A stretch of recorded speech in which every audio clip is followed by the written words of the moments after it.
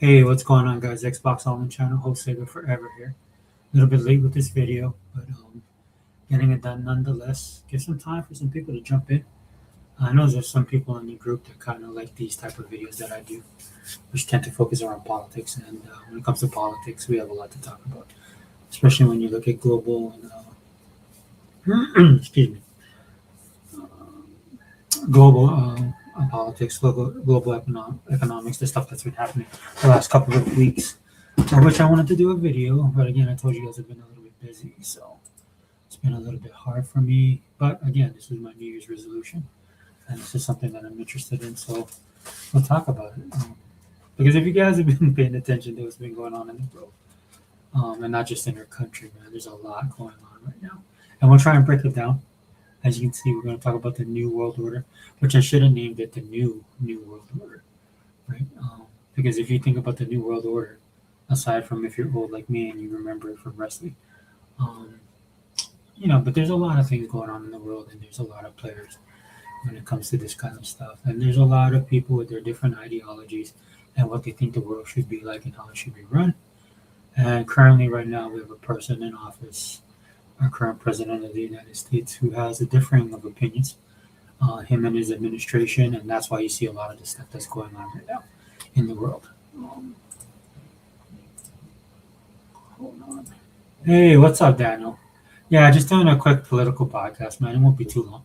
Just kind of get my points out there. What I might do is we'll do this like as a blanket to cover everything that's going on, touch on every little thing, and then from there move on to doing different videos with specifics in it.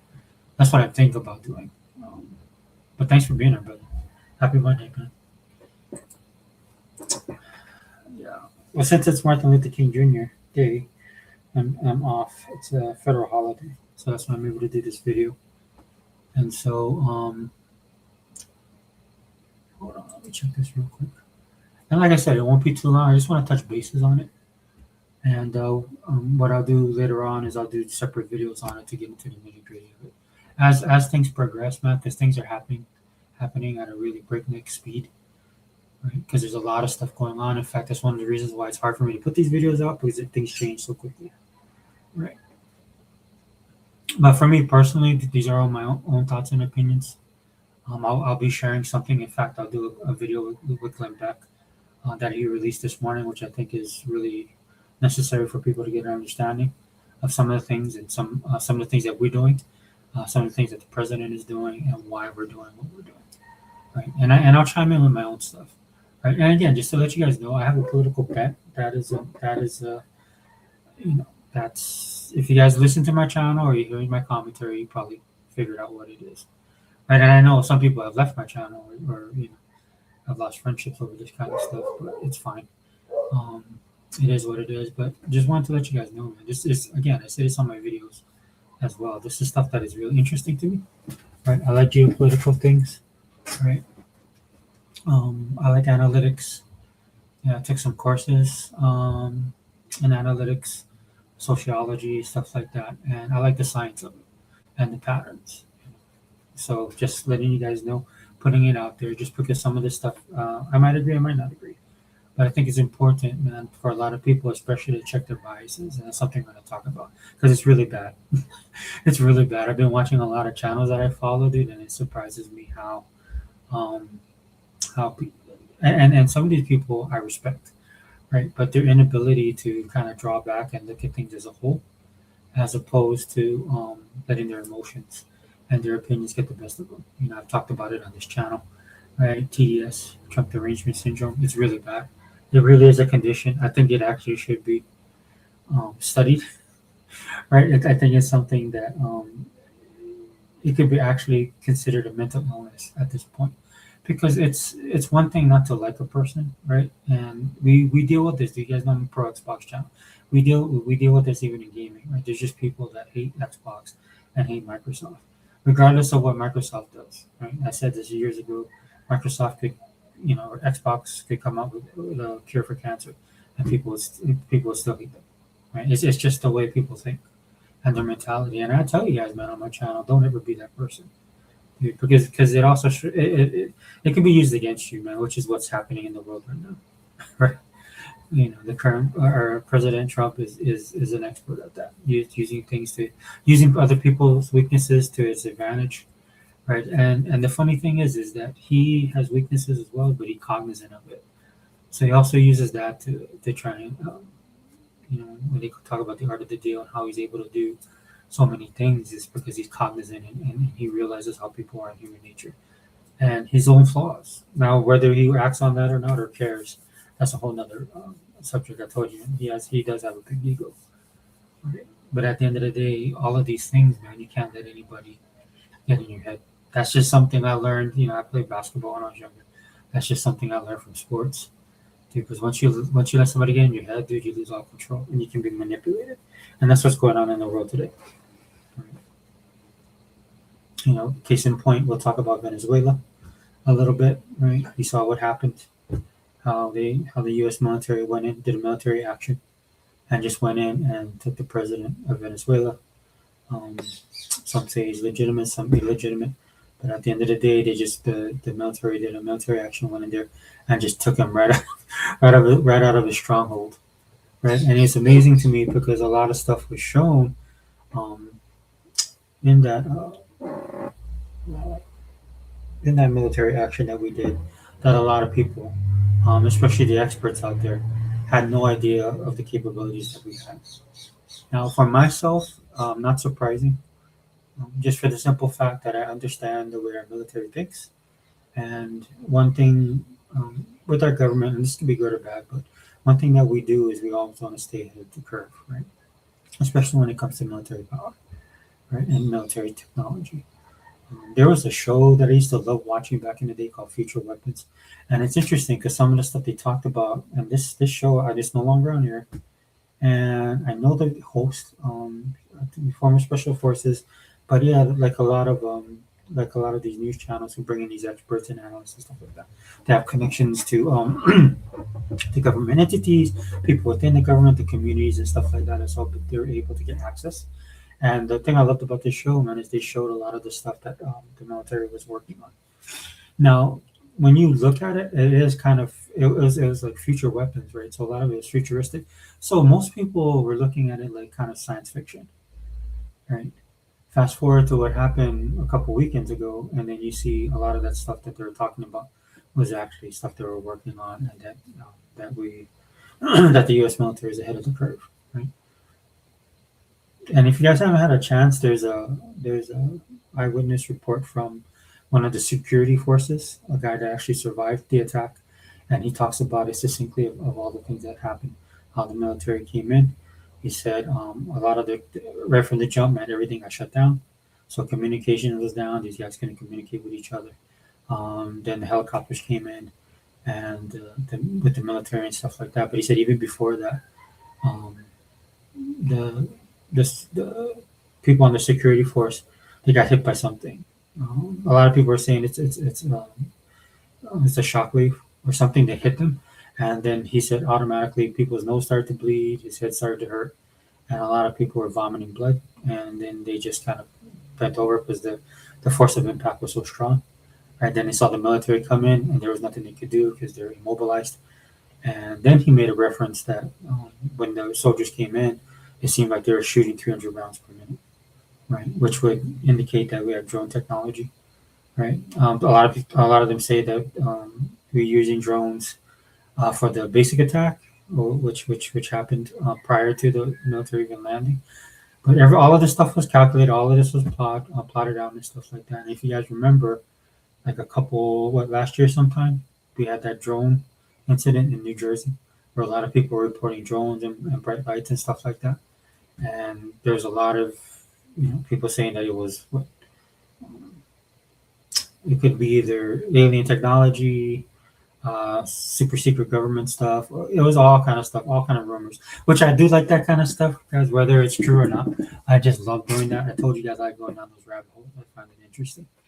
But obviously, it was drone technology, and some people thought it was China's.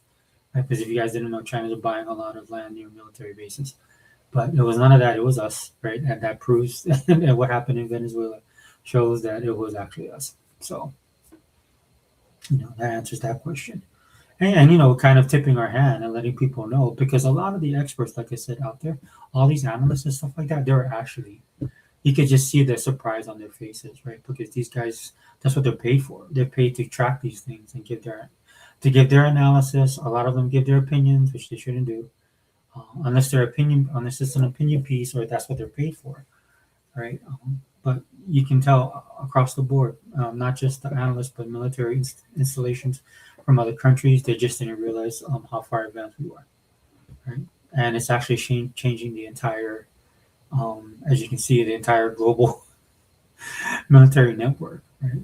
Places in China, right? A lot of our foreign adversaries, a lot of our allies, right? Is what you see what's going on with Greenland. That's why a lot of the drama that's going on over there, and we'll talk about that a little bit. But getting back to Venezuela, right? That one action that the president um, that the president did, number one, to take on Maduro, dude. I hear a lot of people talking about Maduro and stuff like that, dude. That dude's look, man. There's just bad people in the world, right? Whether you agree with what we did or not, right? At the end of the day, that dude was a piece of trash, right? He's a dictator, right? And I think that's one of the problems in our world today, man. Is just people aren't able to separate, basic good and evil. Right? The guy was not a good guy, right? And so he needed to be gone. Now, again, you can disagree with the way that we did this or not. I personally don't care. I never thought in my lifetime a lot of the stuff that we're doing. That's actually my idea of foreign policy. I'm not an isolationist, never have been. I've spent a lot of time arguing with people on my side of the aisle about this kind of stuff because you have a lot of people that are coming into the conservative or Republican parts of the political spectrum, and they fancy themselves isolationists, which a lot of people are not. You cannot be an isolationist in this day and age due to the level of connection and networking, especially on a global scale. It forces you to be involved, especially if you're in the United States of America, because we're the lone superpower at the end of the day, right? You know, we're the big enchilada. Dude, we're it, right? When Russia fell back during the Cold War, it was just us and Russia, and Russia's gone. Then you have China trying to come up, but China will never achieve that level. Are they a threat? Yeah, just like everybody else um, that have philosophies that are anti what we believe in. They're a communist country at the end of the day, kind of like Venezuela is turning communist, right? They're socialist and they're turning communist. That's why the people are suffering so much. And you got actors like Cuba, right? Then of course the big bad Russia, which isn't the same Russia that it used to be, though they're trying to get back there. But at the end of the day, dude, there's only America, right? I mean, we're Superman at the end of the day. And a lot of the stuff that goes on in the world, whether we get involved or don't get involved, right? It affects us directly and indirectly and by our actions, as you can see, right? With what we're doing or not doing all over the world has the effect on other countries, both our enemies and our allies. And that's an important thing that we need to keep in mind. So you can't shut yourself off. And we've never been that way. When people use isolationism, being isolationist is North Korea. That's what being isolationist is, and we're nothing like that. We just got too much involved with economy, with energy, right? This is why Greenland is important right now, and more importantly, national defense and national security. And at the end of the day, that's what it boils down to: is national security, right? This is why the president is invoking the Monroe Doctrine, which I think is funny because they're calling it the Donroe Doctrine. If you guys haven't had a chance, you guys look, and there's a lot of people need to educate themselves. We took civics out of school, and that's really bad. We need to bring it back in. We're a little bit worried about that now because of all the liberal and socialist academics in our institutions of higher learning, and even on our state and local levels, right? We've raised a generation of people that are just anti-American. It's one thing to be suspicious of your government, and I think that's healthy, right? To checks and balances and all that stuff, right? But what we've done is we've sown a lot of seed of doubt in a lot of people's mind that they automatically think that it's bad to be a nationalistic or to be proud to be American or some of the stuff that we do in our best interest, especially that one, because that's a lot of the problem that's going on right now. Right? And then you got people out there that just don't care about all this kind of stuff because they're ultra focused on what's happening in their lives, and that's fine too, right? To me, the most important thing, like I told you guys on this channel before, everybody has the right to vote, but not everybody should. You need to educate yourself on this kind of stuff because the way that you vote and the people that you elect have if there's consequences to your voting, right? And not being able to connect the dots and do that one on one, right? To make you understand why things are the way they are in our society, in our country, in your local, in your federal governments, right? Like the cost of living going up. There's a lot of stuff behind that because of the way people vote and the parties they support. And it's really important to again check your biases, right? And like in the case of this president, there's people that don't like him, and even though you don't like a person, you should always vote in your best interest. And a lot of people don't do that. You see that with our allies right now. We're getting more blowback from our allies right now, or so-called allies, than we are from our actual enemies. And that's the interesting thing about it, right? When it comes to Venezuela, when it comes to when they went in, got Maduro out, you had different countries make statements. Now, what do you expect from your enemies, right? Especially China, which I thought was rich, because they're over there talking about human rights violations. They soldier Russia, right, and international law. These guys violate that stuff every day, and it's not just politically. They do it economically.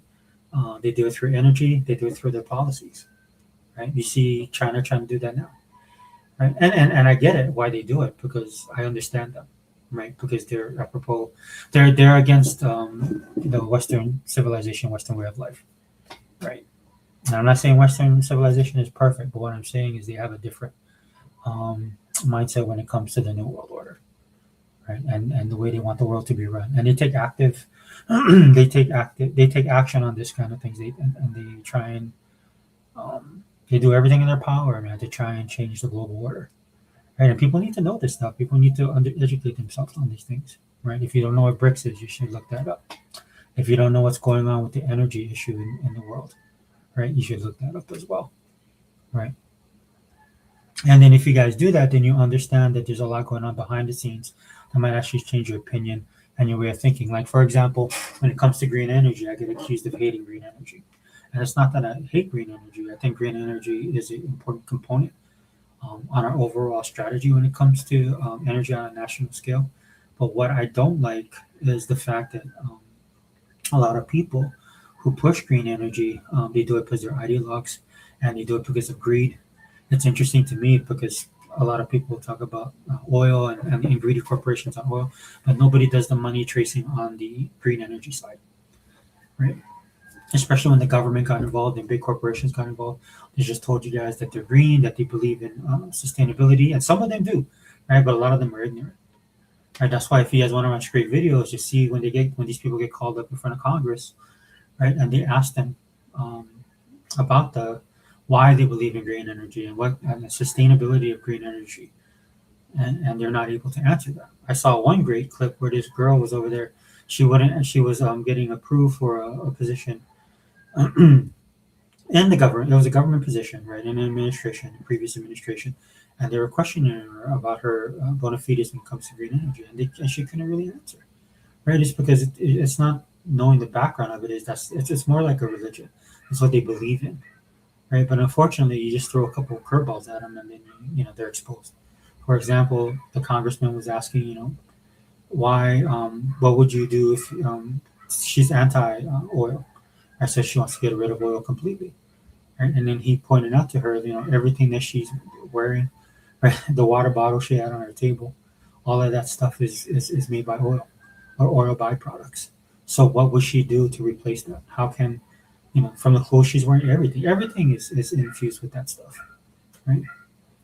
So that's my biggest problem when it comes to people that are ideologues with this stuff, right? And then of course you got the people on the other side who are making money off of these things, right? You see that all the time in things that we're into, like gaming and stuff like that, or pop culture.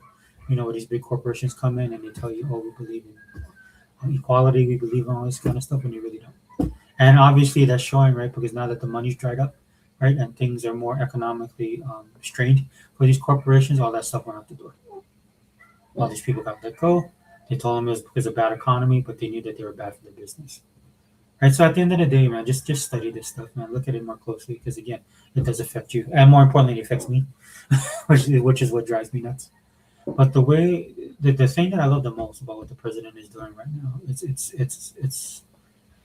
it's something that needed to be done. Again, that's my foreign policy. The things that he's doing, right? And I get called a war hawk and a warmonger all the time. I don't care. I hear it so much, I'm numb to it, right? But the reality is that we live in a global world, right? And the most important thing is, how do we want to shape that?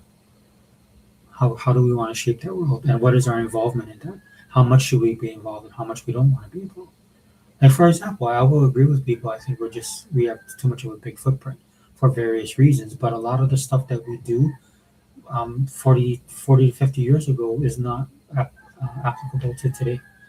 That's why I like the Secretary of War, man. He's talking about being fluid, um, keeping their head on a swivel, meeting certain issues and geopolitical problems, with the tip of the spear, which I think we need to do, as opposed to a lot of the Cold War stuff that we've been doing back in the day.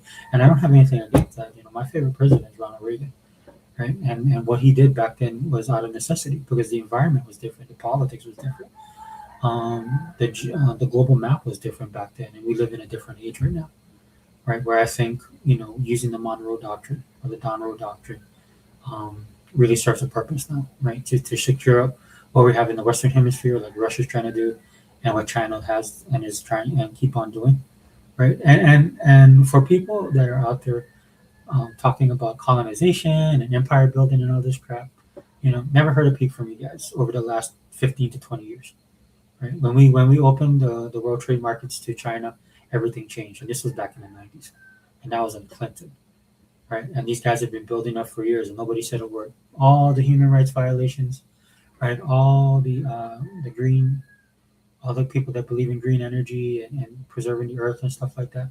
China's running roughshod with their factories. They don't care. Russia don't care. None of those things don't care. But as soon as America does something, all of a sudden it's a big deal. And that's what you guys got to pay attention to, right?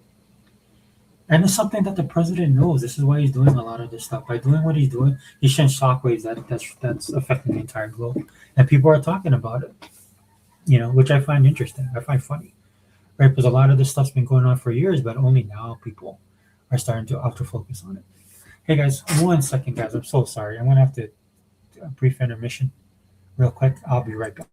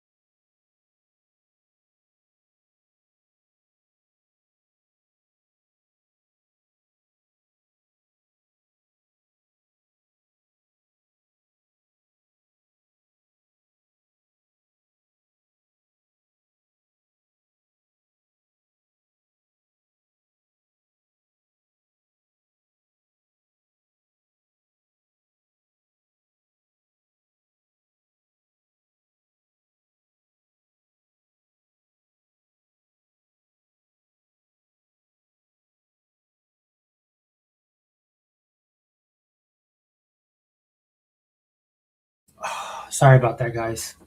I hate when that happens. I take a lot of time to try and make sure that I won't have no breaks, or I won't get any disturbances and stuff like that, and it never fails. But anyway, hey, what's up, Pepe? When you're with the NWO, you're with Hollywood. You're just too sweet. Yeah, when I put the title up, bro, I knew somebody would pop in. Dude, I know our crew, bro, and I know our, dude, that was awesome though, man. That was wrestling back in the day, man. That was my heyday. And I've been following wrestling for years, dude. Even the '70s stuff. It was because my dad and my grandfather. That's where I started watching wrestling, and they knew the old guys, man, like Harley Race and all those. That's the people they watched, and of course in the '80s and '90s. But yeah, dude, I missed the NWO. Those were good times, man. When WCW and WWF was going at each other. Dude, thank God we had DVR back then. Remember that, Pepe? Because I could record both, because you couldn't watch both at the same time. I think Monday night had Nitro and what's WCW, and Monday, I forgot what theirs was. But man, when they're going neck and neck, man, everybody won because even if you're a fan of one group or the other, dude, it didn't matter, man. You just had really great wrestling, great storylines. Probably some of the best times in wrestling. But yeah, Pepe, welcome, man. Appreciate you being here. But just getting back to what I was saying, I mean, it's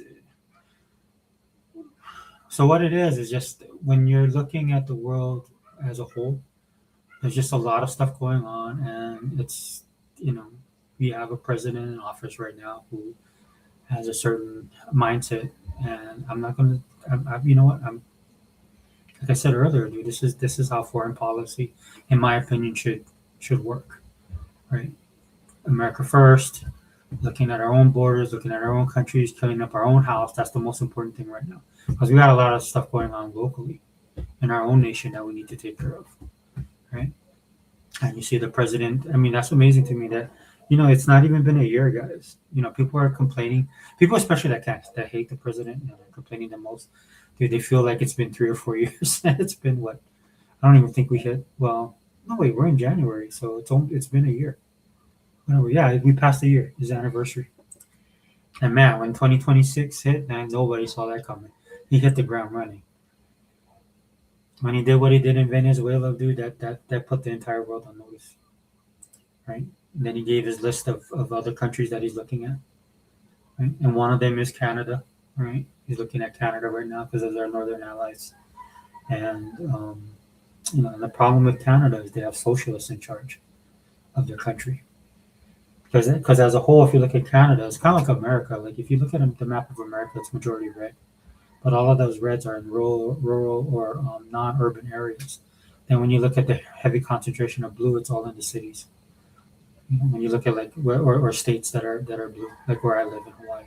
Hawaii is a blue state, but most people are conservative here, right? But when they vote blue, and that's what I mean. People need to wake up to that, right? Because the way that they're voting is hurting them. Like where I live, my state that I live, people vote for the same people, and we still have the same problems. And it's never going to change because they're going to keep on supporting the party because they don't understand the politics of the party, right? And then it's easy to manipulate them when it comes to, and I'm not just talking about Republicans, but independents as well. People that are actually that they should vote for that are helping improve their lives, right? And even on the Democratic side, like we're here in Hawaii, man, if you don't toe the party line, as a Democrat, there's people that in the Democratic Party here that should be leading the Democratic Party, but because they had a moment of clarity in something that they did and the party went against them, they got ostracized and kicked out, right? And that's a really big problem, right? So, and that's why I don't get like I used to be hardcore, guys. I used to post my stuff on social media. I don't do that anymore just because I found out, over time that it's not just the system that's broken. It's not just the politics that's broken. It's also the people. And until the people can understand what's going on, right? That's why I do my politics like the way I do on my channel. It's not really to convince anybody. I mean, I'm trying to drop some knowledge out there, but it's interesting to me. Like it's a hobby, like how I talk about gaming, right? Just because I talk about certain things in gaming, I have my own preferences. You guys know I'm a pro Xbox channel. I always stick with Xbox. Right? And there's reasons that I do that. And whatever people tell me, that's not going to change. Same thing with my politics. Right? You can talk to me about it, and maybe possibly change my mind. Right? But I'm the type of person, since I'm so entrenched in this kind of stuff, it's easy for me to adjust. Yeah. That's why a lot of people, when they talk to me about being Republican or what Republicans are, they're totally wrong. They have this kind of warped characterization of what a Republican is. And I don't need them to tell me. I know what's wrong with this party, and they have a lot of issues that they need to square away, and they never will, right? Because they're part of the system as well. The reason you can tell when a Republican's actually good is because they'll turn against them. The uniparty in Washington. That's why they hate Trump so much, and they tried everything they could to prevent him from being president because he's going to shake up that. He's going to shake up the system, which he's doing. Again, if you agree or not. But if you're going to disagree with the person, make sure that it's their own opinion. That's the one thing I can't stand. Like when I've talked to somebody and then they're talking to me about why they hate the guy, why they hate the president, and it's really not them. It's what people tell them, right?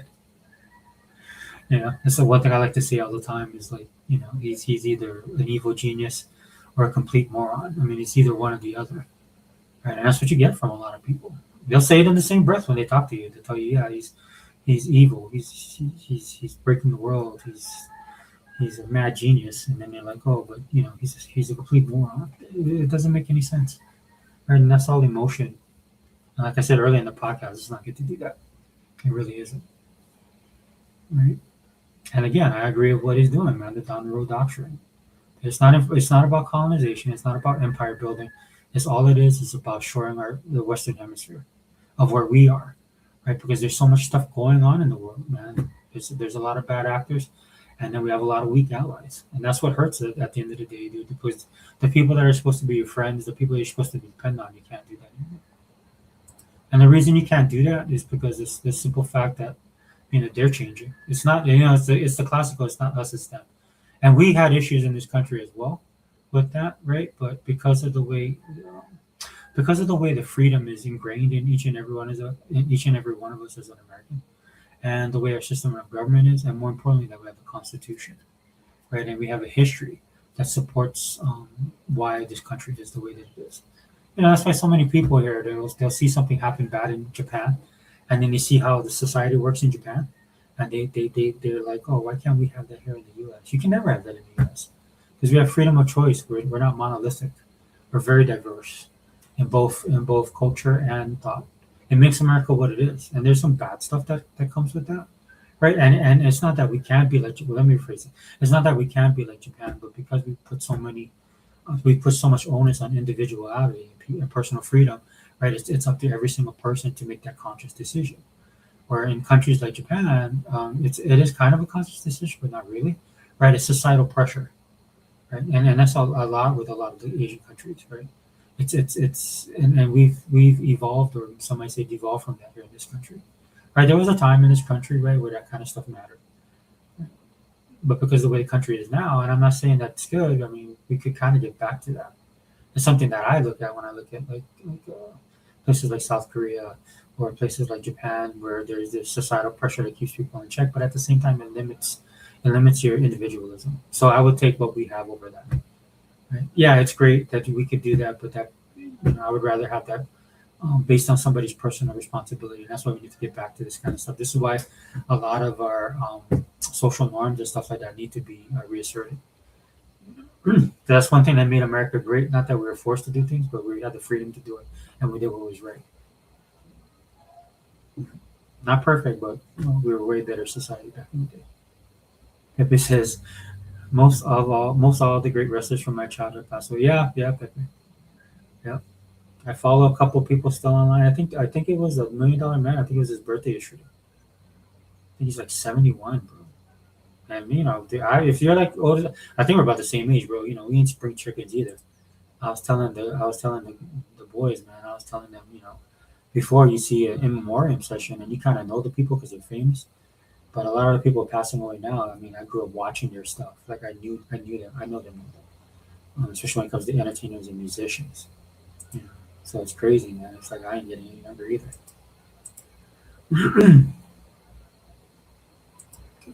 So, I mean, in conclusion, guys, I know there's a lot of stuff going on because I want to kind of wrap this up because I've been going for a little bit.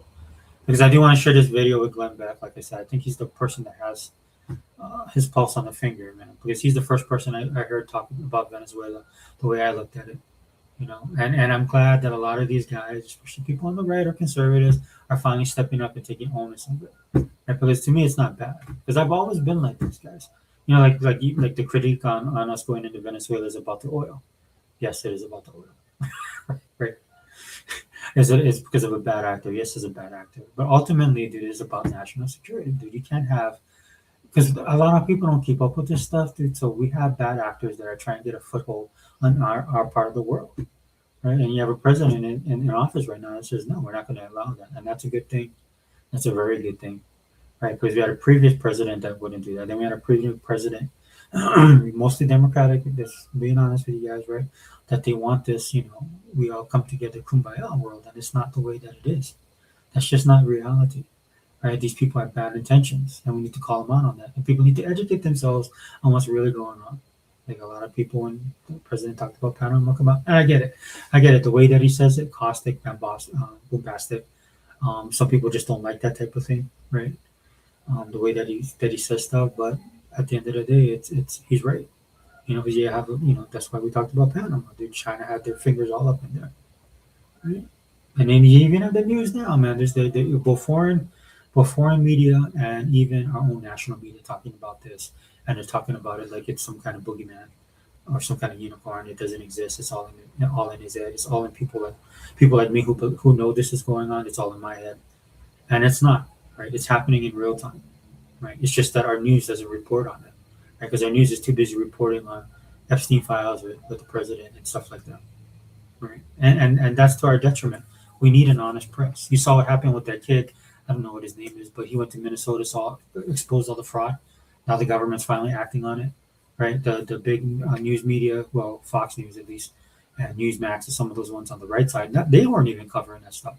They weren't even sending people. It took a citizen journalist to get out there and do it. And at the end of the day, for our country, that's what it's going to take. It's going to take the average person to get out there and do it, right? Because the corporations and all these people that man these, the fourth estate, they're all either they're blinded by the ideology, or they're making money off of it. They're bought hook, line, and sinker, and that's sad. That's sad because it's a detriment to our nation. That's why you have a president now that, regardless of what they say about him, he's going to take action. Right? And again, what happened in Venezuela, ripple effect. It wasn't just about freeing the Venezuelans, which it was. It wasn't just about getting a bad actor out of the position he was, or the position he was in. That's what it was about as well. It's not just about the oil, but even though it is, right? Um, and at the end of the day, you have these analysts trying to psychoanalyze this kind of stuff. And there's one thing about this president, you guys got to know, he'll tell you straight to your face what he's going to do, right? Because that's a great thing, right? Because they said, oh, it's about the oil. He goes, yeah, it is about the oil. And he doesn't step away from it, right? Because he knows what it is about. Now, how we dispense the oil, then you have Marco Rubio come in and break it down for what it is, right? Because a lot of this stuff isn't about us, you getting the oil. It's about other people not getting the oil. You guys understand? Right? It's not about what we get. It's what other people don't get. And those other people are Russia and China, Cuba, Iran, right? There's a terror network out there that's operating that they're pushing up back against. Right? This is what we're actually doing. This is why they mention national security. But if you listen to our media, that they put all these false narratives out there, or at least they try and warp it, right? Are we going to make money off the oil? Sure. Right, but at the end of the day, we have our own oil reserves. This is why the president pushes the energy policy he has domestically, right? With nuclear, even green energy is in there, if it's possible, man. Because there's a lot of people, bad actors in our country that have been using green energy to fill their pockets, right? And you guys know this. The news doesn't cover it, so you got to do your own research. Hey, what's up, Faded? Oh wait, let me read Pepe's first. Ted DiBiase's Everybody's Got a Price for the $1 Million Man. Money isn't everything. It's the only. Yeah, he was a great character, Pepe. I love Ted DiBiase. I mean, in a way, like you didn't like him because he was a heel, but he was great. He was great in his role. It's funny. I believe he's born again, so he's a Christian now. So I saw an interview with him when he talked about that. You know, this tends to happen when you get older. But great guy. The character that he played, one of the best. That's why I follow him on Twitter or X. Sorry. Hey, what's up, Faded? Yeah, just doing a political podcast, man. I'm gonna wrap it up with some Glenn Beck, though. We might get Greenland. Yeah, we're pushing hard for it. The funny thing about Greenland, Faded, is when you listen to a lot of the Europeans, man, they just got their panties in a bunch, dude. Because if you look at it for what it really is, right, and why people are upset about Greenland, I get it. Denmark, right? They colonized it first, right? They built a relationship with the indigenous people there, right? Even though that relationship is strained, right? Which nobody talks about, right? Now you have America, which we've never done anything to the people there, and we have bases there already. And we're looking at it from a national security point of view, but all of a sudden we're colonizers. And then the thing that really, really cracked me up is that Denmark will sit there and act like all high and mighty, right? When there's people on that island that don't like them either, right? Because they colonized them, right? And I feel sorry for the native people there, dude. Look, I'm a native person as well. And I feel sorry for the native people on Greenland because I don't think they understand what's going on. And not that they need to understand. Yeah, it's great, man, to live your life, live your culture, live the way that you want to, man. But the world is moving forward, and they'll. I feel bad for them, man, because they I get it. I would, and I support them in that and stuff like that. But because of the politics and because of the way the world is now, dude, that Greenland is not that untouchable place that it used to be. And I feel bad for them because um, it's worth something now, and not just to us, but to a lot of other people.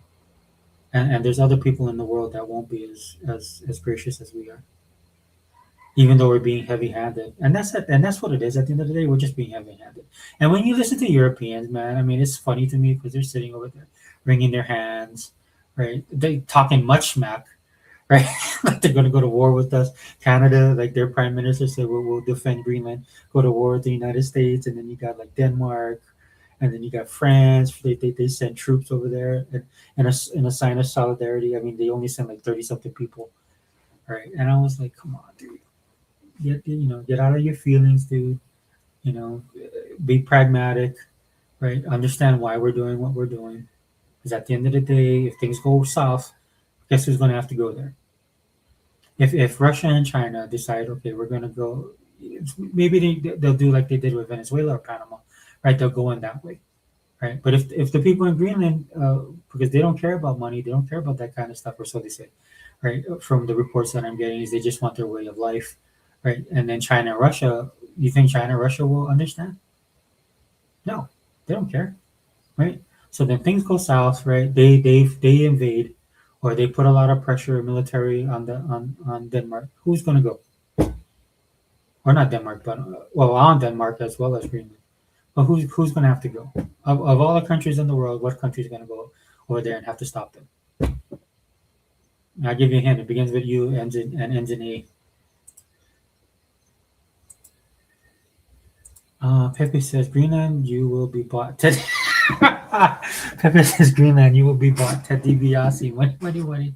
Yeah, dude, $1 million man. Though Pepe, I think it's going to be the $1 billion man. And it's my understanding that they were willing to offer every citizen of Greenland either $10,000 to $100,000 per person. I would go with $100,000, dude. If I was the people, dude, if I was a Greenland native, man, I'd be like, dude, just a million. None of this $100,000 crap. $1 million a piece minimum. And we ain't doing none of this beat stuff from back in the day, you know. Dude, if you native, man, get your money.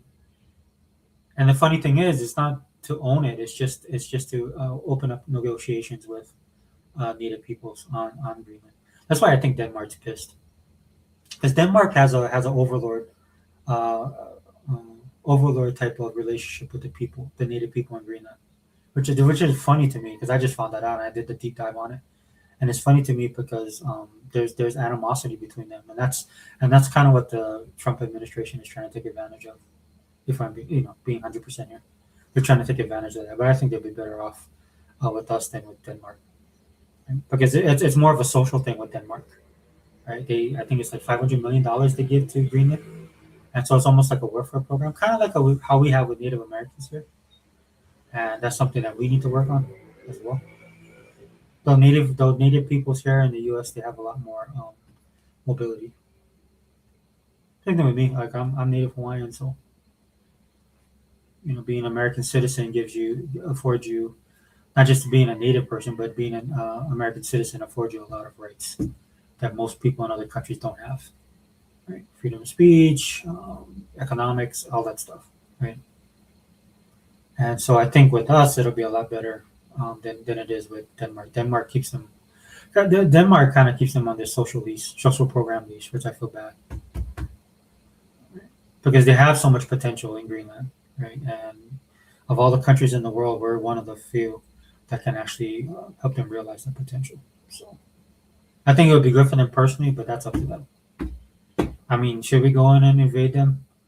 I don't think we should, right? Because I think we should just let it all play out. Because at the end of the day, we will, and not invade Greenland for the Greenland people are against Denmark, but to stop the bad actors. The only bad thing about that is we lose blood and treasure, right? This is why the president is doing what he's doing. He's being proactive, guys. He's trying to nip it in the bud to the point where um, it won't cost us as much later on down the road. He's being forward thinking. And he's not wrong because and it's obvious. And again, I'm not saying this because I'm smarter than everybody else because I pay attention to this stuff. If most people did, they would understand why we're doing what we're doing. Yeah, but that's awesome. Pepe. Put the $1 million man on it. Faded Blade says Cuba and Iran economies are falling apart. Yeah, that was one of the reasons why the president did what he did because it was all connected to Venezuela. Right. That's why it's amazing to me. If you look at what he's doing, there's layers to it. As Doc Darko would say, there's layers to all of it, and that's why I find interesting because you do that deep dive and stuff like that. It takes you beyond the politics and beyond your own inhibitions when you look at everything. Right? Yeah, I mean, there's a method to this madness. And there is a plan, and then a lot of people think he's a cowboy politics. He's an idiot. He doesn't know what he's doing, and that's great if they're our adversaries, and even our allies, man. They always underestimate him, and that's how he always wins. Like you seen him drop the faded. You see him drop the tariffs on our European allies, quote unquote. And that's another great thing about Greenland, man. It'll open the eyes. It needs to open the eyes to other Americans that Europe, man, we're not in a good relationship with them, right? And we used to have a great relationship with them, but they're going in a whole nother direction. They're on the socialist scale of things, right? And you hear them all the time brag about their socialist policies, and they'll talk crap about us, like our healthcare. They'll talk crap about even our food, everything, right? They're like, oh, we have it so much better there. You guys work, you guys are slaves, you guys are slaves to corporations and stuff like that. And one of the reasons why they're able to do a lot of things that they do, right, is because of what we provide for them, which is basically their security. This is why the president was telling them, they don't spend enough on their defense. They need to step it up. It's one of the reasons he's doing what he's doing in Greenland. It's the only way to get these guys involved. So on that front, when they all banded together, right, they all banded together and said, hey, we're gonna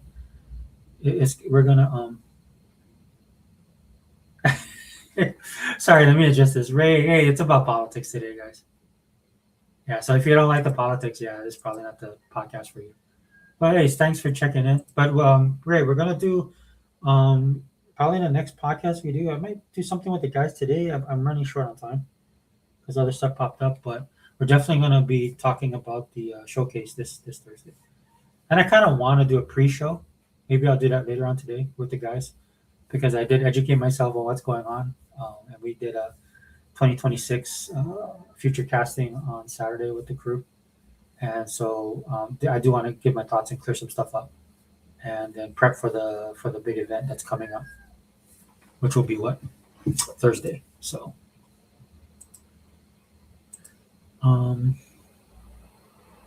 yeah, but you're not. Yeah, that's one of the things that with Venezuela, it was like dropping the pebble in the pond and it's a rippling effect.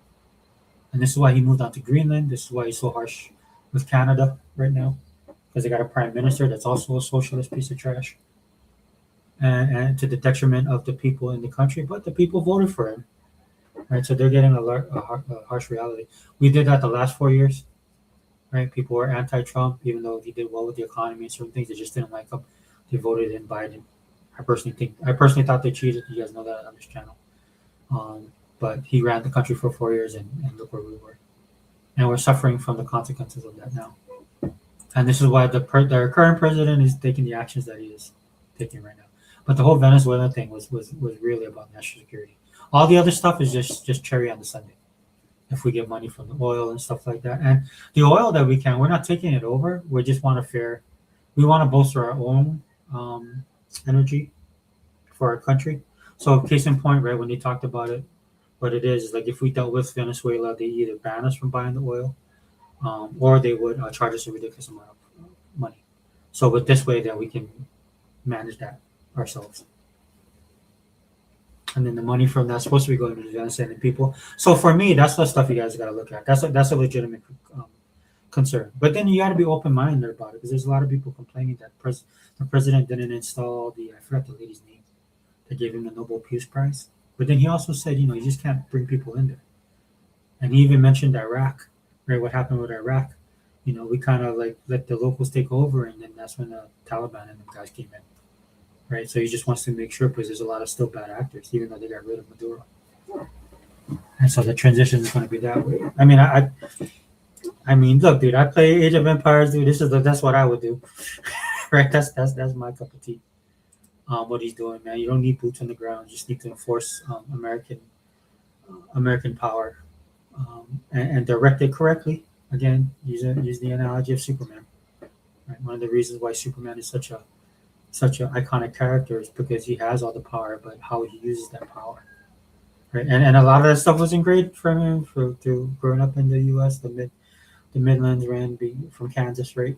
He has a lot of that Americanism, right? That um, like you hear a lot of these guys saying might makes right. It's not about might makes right. It's just using your power responsibly. Where a lot of these people don't. Like a lot of the European countries complaining about right now never took the time to upgrade their military for years. They got comfortable with us being there, right? And then that was our foreign policy as well. I'm not gonna say it wasn't, right? But we were in the Cold War. But over time, we started shifting, man. A lot of presidents after Reagan, mostly like when Bush Jr. came in, right? That's when we were kind of echoing that, though it was never taken seriously, and then we never pursued it, not until this president, and that's why is an upheaval. Because this president is actually pushing it.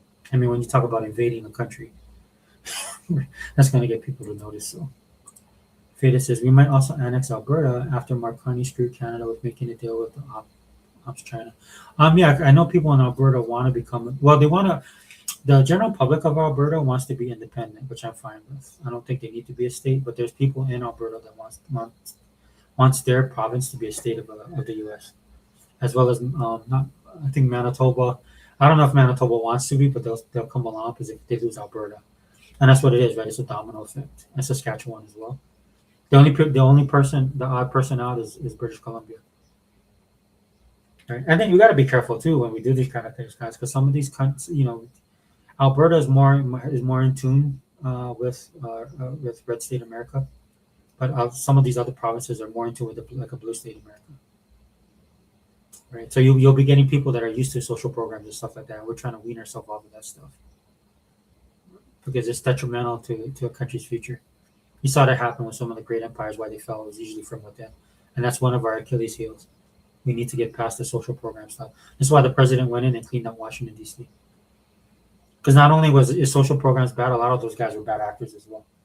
A lot of these NGOs, if you guys have been looking into that kind of stuff, it's crazy how much money was being used, not just to support things that we don't believe in, but a lot of these guys are anti-American as well. It's during the hippie movement when people are trying to change through protests and stuff like that, and they realize, and not about getting arrested or authoritarianism or anything like that. They realized that the people didn't care. So that's why they got into politics and government, to change it from the inside out. So that's why you have a lot of people that have these policies that don't go with what the Constitution stands for.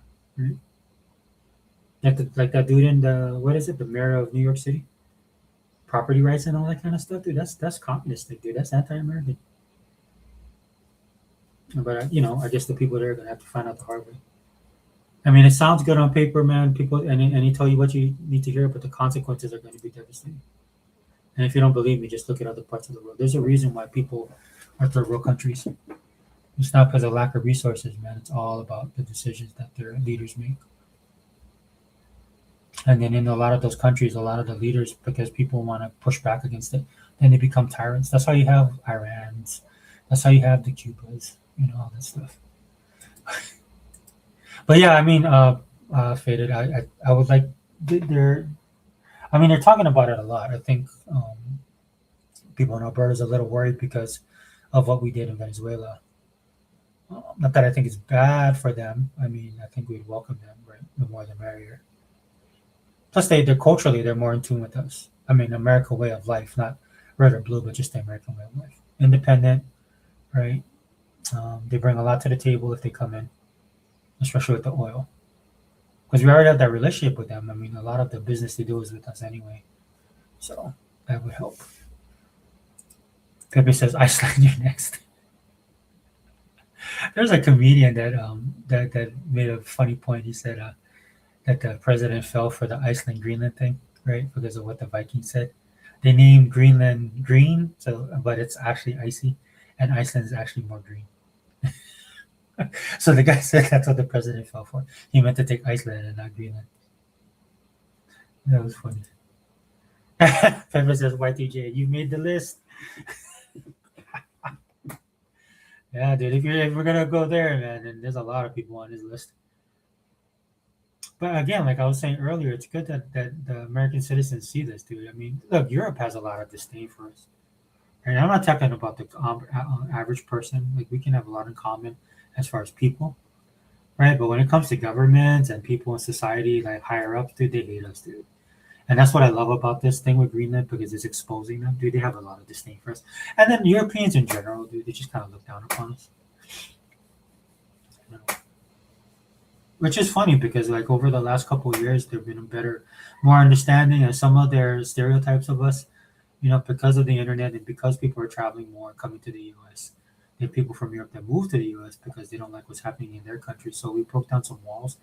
This sets us back a little bit, right? But I think it's a necessary evil, right? Because people need to see how these guys really feel about us, right? And people, and then it'll cause a lot of citizens to do the deep dive and look at the history of what Europe, the relationship between Europe and America has been, and how it started, what it's been, and the direction that it's going, and it's not in a good way right now because we have opposing ideologies in Europe. They believe a lot in socialism right now, even though they used to believe in liberty, but now they're becoming socialists. They're having immigration issues. Their economies are all a shambles, man. They're complaining about tariffs we put on them, dude. But yet they don't take responsibility for the decisions they made with their own economies, allowing all these immigrants in there and not being able to pay for them. And now their people are suffering. You see that in England. There's a lot of their people because they have national health care. They've added all these millions of people to the rolls, and now they can't support everybody. And this is why you hear about euthanasia and stuff like that. Dude. It's just bad. It's just politicians that are stupid making bad choices. There's nothing like there's a drought. There's no like extenuating circumstance. There was no famine or anything like that. Dude, if there was anything like that, everybody would be dead. All these countries would be gone. We would suffer too. I mean, but I think we'd be one of the few left.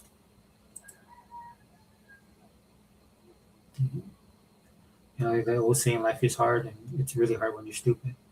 And that's what a lot of people are doing right now. And even in this country too, man. People just, every day just hope people wake up. More people wake up.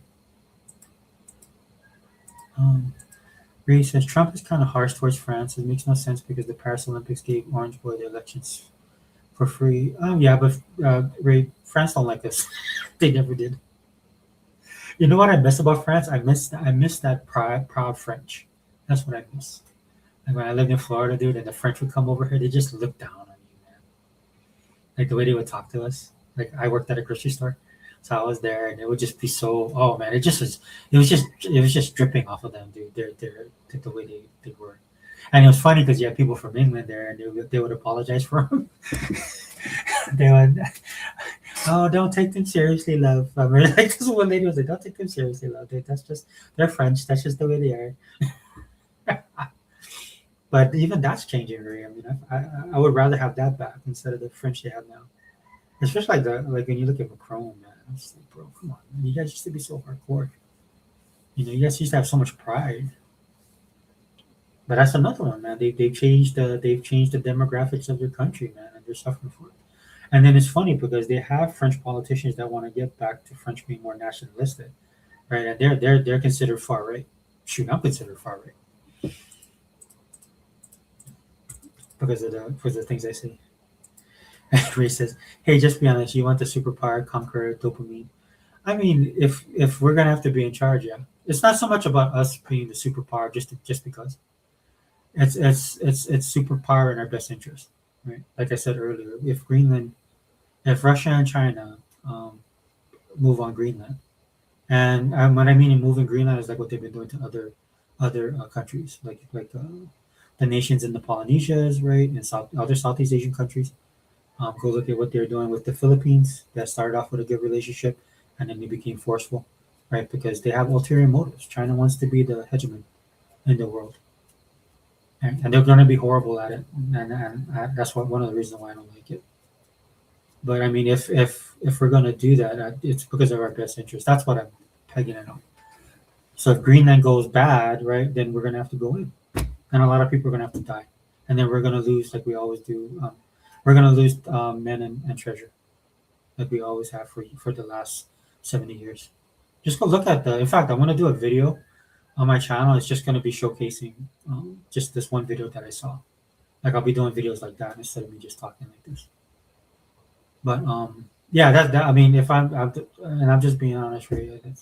I'd rather us have Greenland because if we have Denmark or the European Union, I mean, the only reason they're getting taking it seriously now is because the president is threatening to invade, so they're taking it seriously, right? And then now they're saying all the money we spend and what we're doing, but they were supposed to do that 5, 10 years ago, and they never did.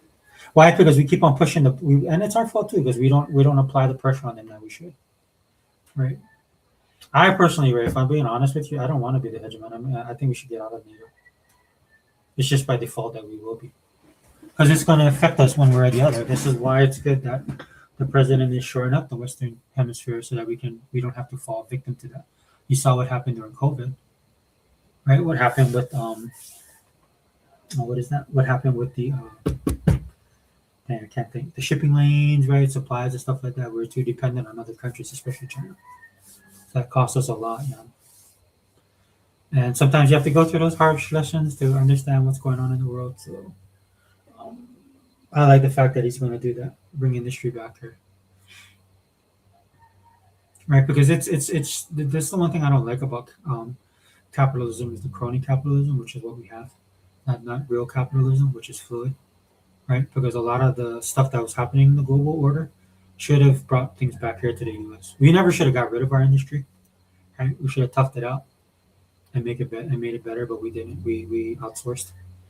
And one of the reasons we outsourced is because what was going on with the companies here, right? But then we hurt ourselves to no end, so now we got to catch back up. I saw that the president did a deal, or the administration did a deal, or I should say our government brokered a deal with Taiwan, right? And Taiwan is known for their chips, so microchips and stuff like that. And then we want to have a good relationship with them and be on that next level. So they're going to open up factories here as well, and we're going to upgrade our chip manufacturing as well as our knowledge base, and that's what China does. China was doing that for 20 years, but unfortunately, China's communist. I think the goal, especially with the Clinton administration when they let China in to the World Trade Organization, was to get China to be more capitalistic, more democratic. That was the goal, but they never did. Right, and that's the problem we're having in Europe right now. They say they're going to take responsibility, but they never do.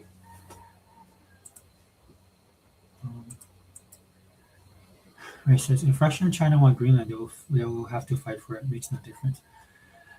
Yeah, but for us, right? I want the country, like I want the U.S. to position themselves in a better situation than us just going over there after the fact. That's why the president's doing it. Because if we're there, we're a big deterrent. If Denmark runs it, they're no deterrent at all. If Russia and China, like they keep on building in those areas, so they're building up. And again, just look at the South China Sea. That's what China did. They built up on those islands, the Spratly Islands, and all that stuff. Right? They took over those islands, took over the atolls, built these bases. They said, "Oh no, it's just for observation and science." They lied, right? They lied about it, and then before you know it, they had radar systems, missile defense systems. They had airstrips, military. You saw military aircraft, military ships. They were patrolling the South China Sea, telling us to get out. And then, but what happened was because they can't have good diplomatic relationships, everything went to crap. With the Philippines, they had a president in the Philippines that was sympathetic to China. Then the Filipino citizens didn't like what was going on. They were having conflict with China, and they got a president in there that was more pro-American, pro-Western, right? And that's what I'm talking about, that back and forth. This way with Greenland, we can just nip that all in the bud. We don't have to go through that process. We'll just be there already. Because that's what China wants, dude. I mean, I know media doesn't cover it. They don't like to talk about it. They look at China like it's all in everybody's head, but it's not. They show it every time. They show it very blatantly too. Just waiting for everybody else to catch up with that. But yeah, they had that. They had those issues there, and yeah, they exerted their power, but they don't know how to use power. They overreached, and then Philippines shifted, and now we're opening bases over there, right? We're training with the Philippines again. And then they did that to Southeast Asia. Then Southeast Asia changed them. They did that in Africa. Right? You saw what the Africans did there, right? Because what they do is they come in, they give you the money, but if you can't pay, they're basically loan sharks. That's what they do. All the stuff that people say that America does and that America's evil, China actually does all the time. Like they're doing it right now. As I'm doing this video.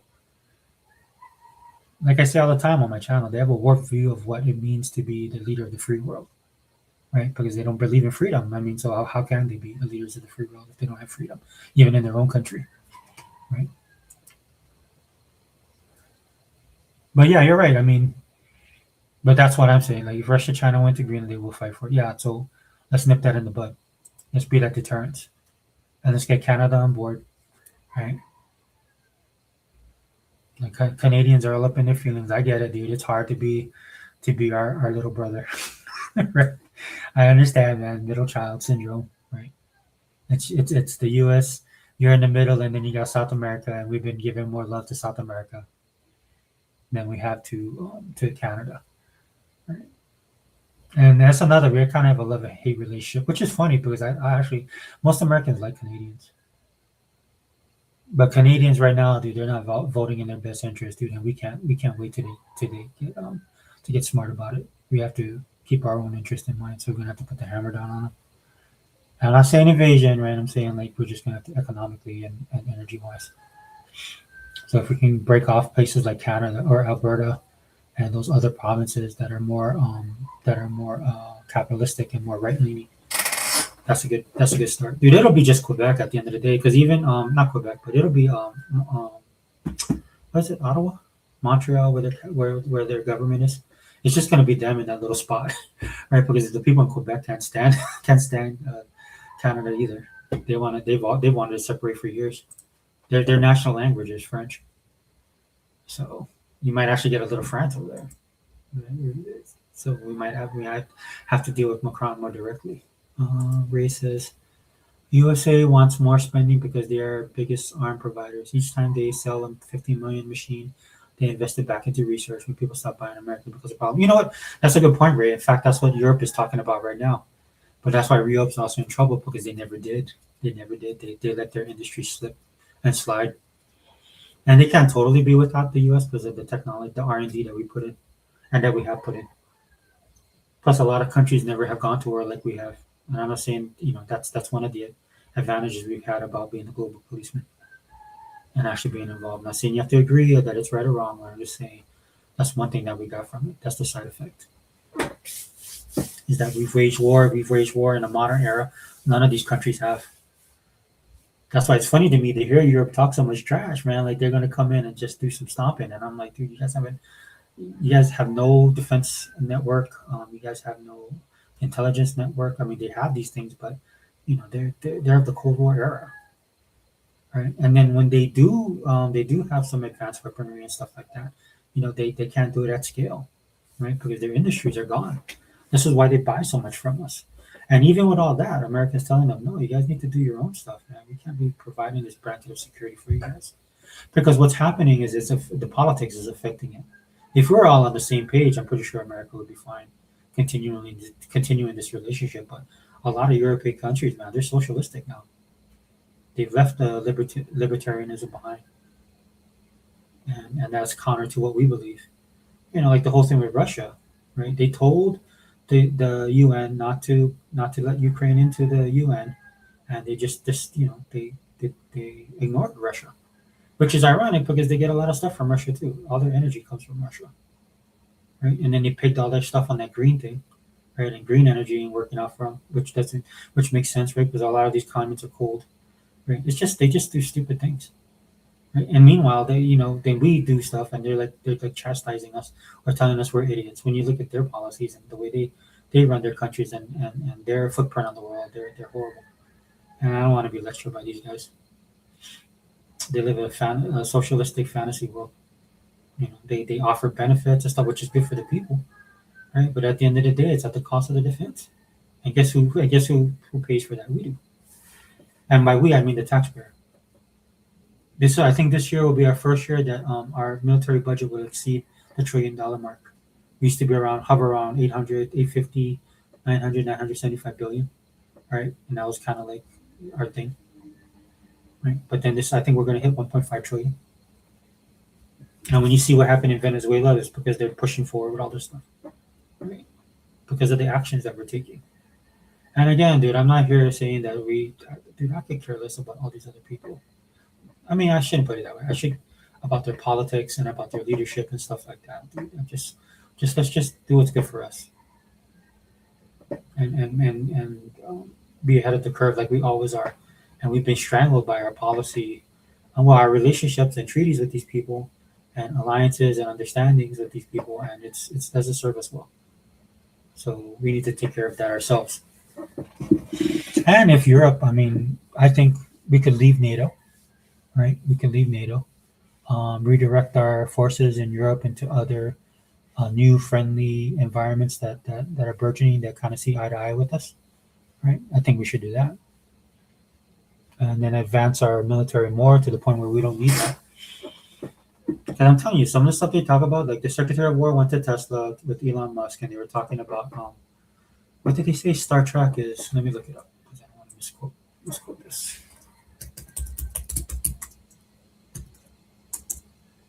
Hold on.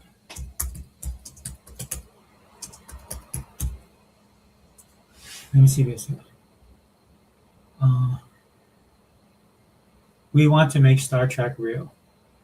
We want to make Starfleet Academy real.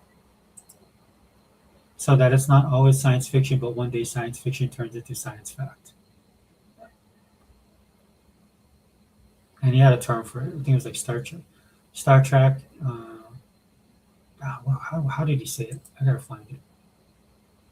But it was a great quote that he said. And I'm all for that, dude. I think we should be facing future on this kind of stuff, man. And we need to be ahead of the curve, which Venezuela shows that we are. But anyway, guys, I've been running long, and I do want to get this one video out, and we'll shut it out with this. Thank you guys for being here, Ray. Appreciate it. And look, you guys don't have to agree with me. If you guys want to comment, that's fine. I'm confident in my own opinions, dude. I won't get buttered by it. Kind of like being an Xbox guy, right?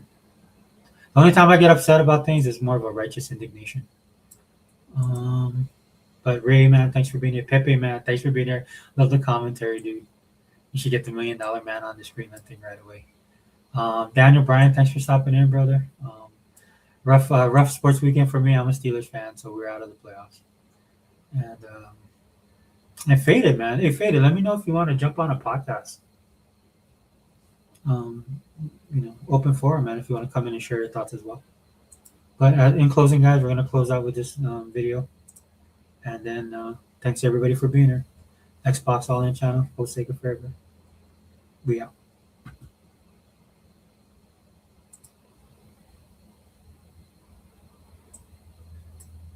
Stuff unfold over the weekend. Gosh, with Canada, I can't wait to get into that with Mark Carney and what Mark Carney is doing up in Canada, cozying up with China in a big way. This is not going to go well. The Iran news.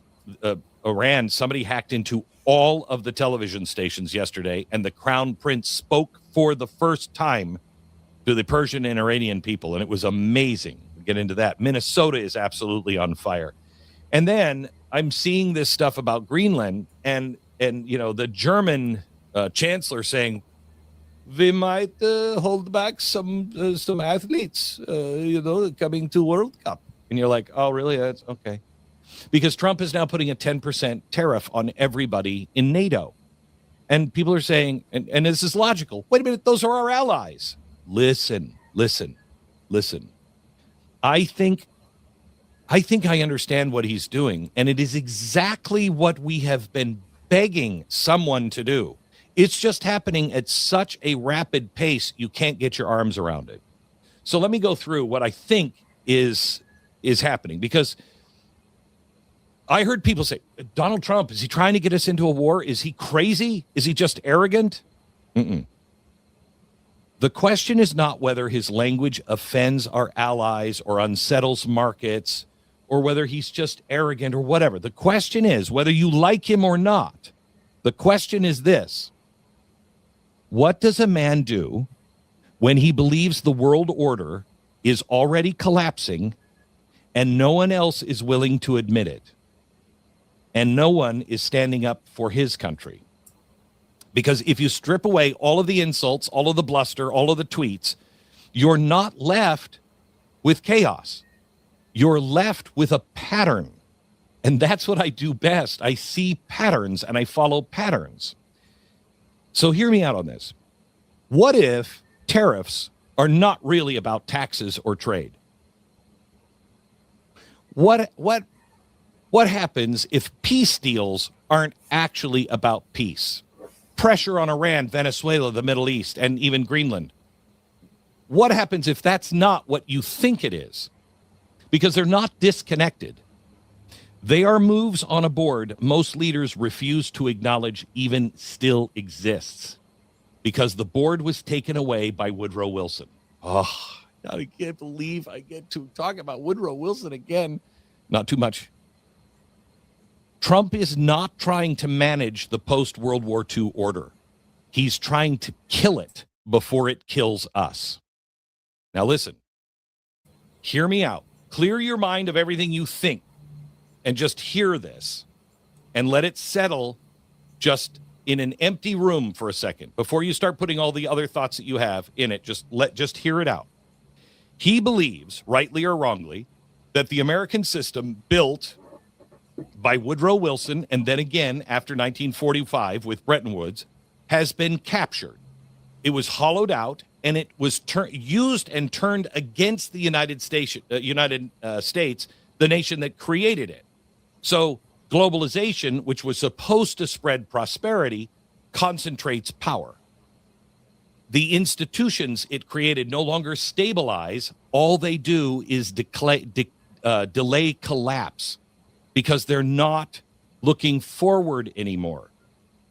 And that if you wait politely while the debt explodes, while supply chains fracture, while rivals prepare, that's the important one, while rivals prepare, that's not wisdom, that's suicide.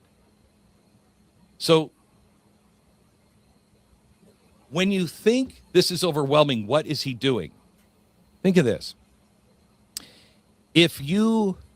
Everything that you've learned since 2008 about the Tides Foundation and about Soros and about the DSA and all of the things you've learned about, that's taken us 25 years to learn about. If we would have seen them do this in 12 months, how overwhelming would it feel?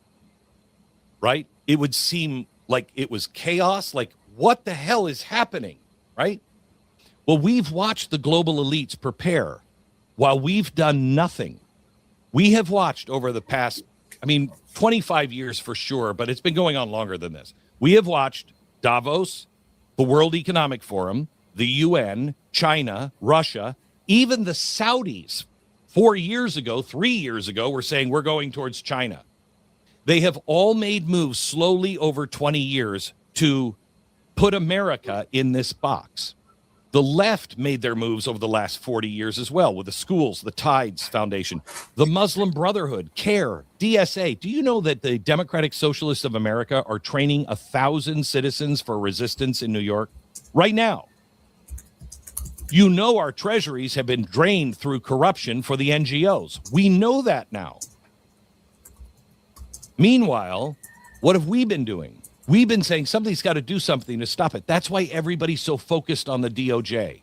And I'm going to get to the DOJ, especially tomorrow, but I'm going to get to the DOJ in a minute. Trump has done 20 year of work in 1 year.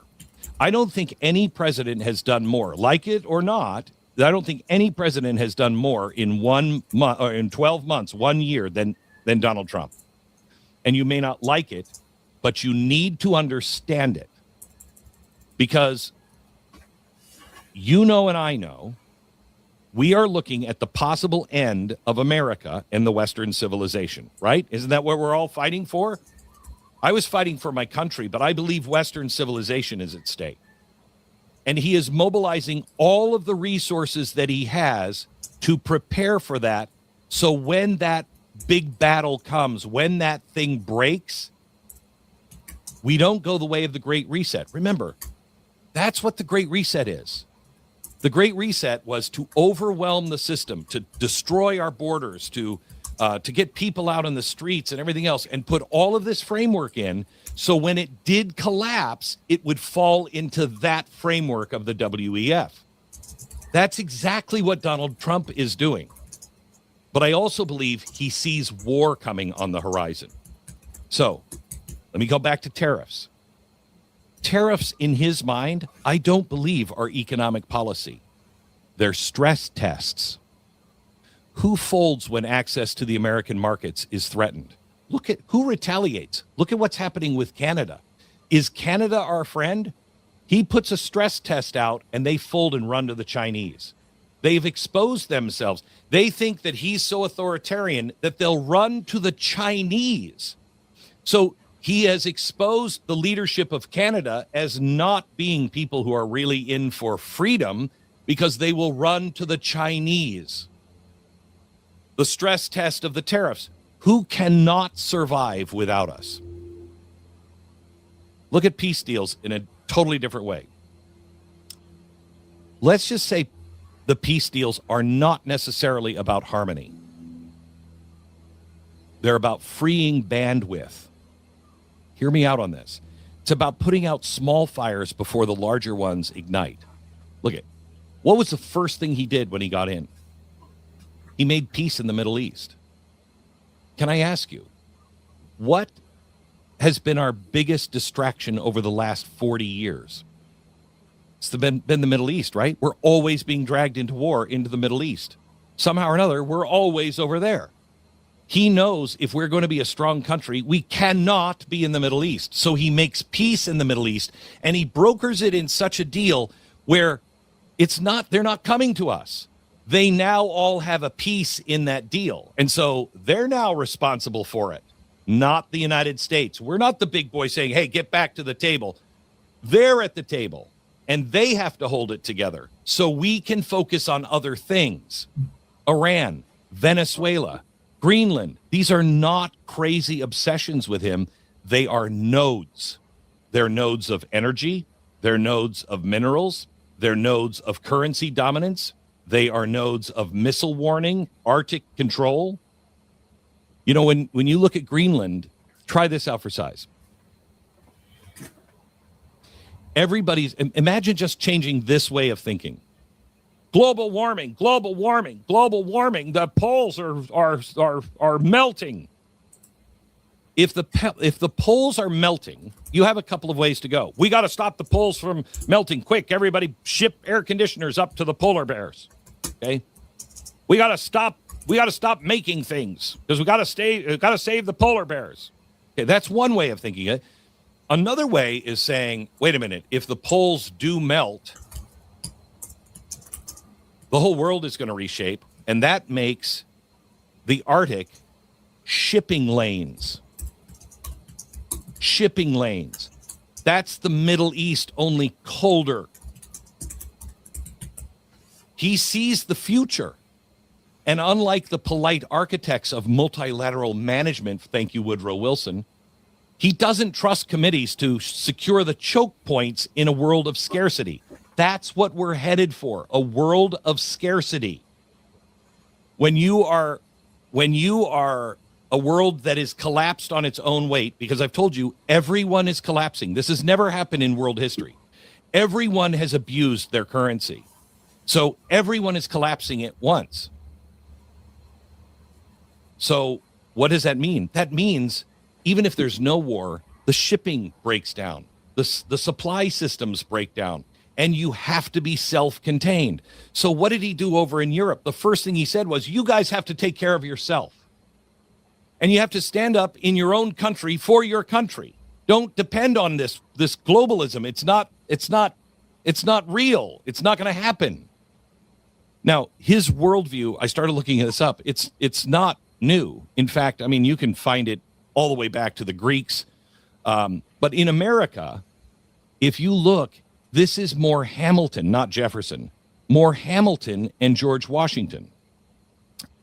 Let me explain a couple of things.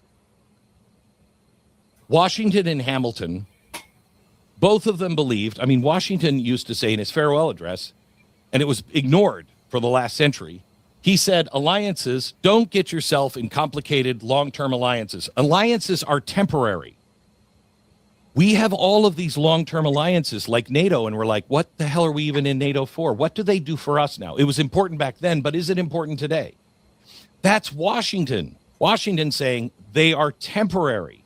Use them, but be friends to everyone. But things are going to change. So that's what he's testing. He's testing now who is really an ally and who's not. Also, trade has to serve national strength. That's Washington and Hamilton. Debt is dangerous, especially if it's external, and industry has to be protected. Lincoln, McKinley, the American system of production before protection became a dirty word, before Woodrow Wilson. This is the belief that sovereignty precedes morality, that nations survive by strength, not speeches, that systems decay whether we acknowledge it or not. Let me take a 1-minute break and come back and tell you there are 3 kinds of leaders, and I know which kind of leader Donald Trump is. And if you start to unlock this, you will understand exactly what's going on in the world with Donald Trump.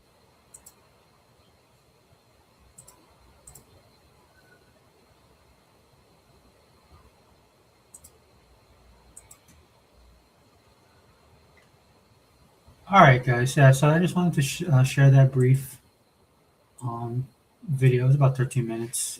Definitely, he has some great commentary on stuff as well. And like I said, I think in future videos, instead of me talking, I'm just gonna be showcasing some of the videos that I've been watching, some of the channels that I follow. Especially now, I picked up on some new channels that are really good. But I see Ray commented, so let's I'll talk about this and then we'll wrap up the video. Ray says USA decided to be the protect. Let me go back to it. Ray says, Ray says, what is your opinion of countries dropping US Microsoft? Oh, I responded in the comments. So let's go. Where is it? Oh, I responded. Oh yeah, okay, right here. Ray. We'll pick up on this one.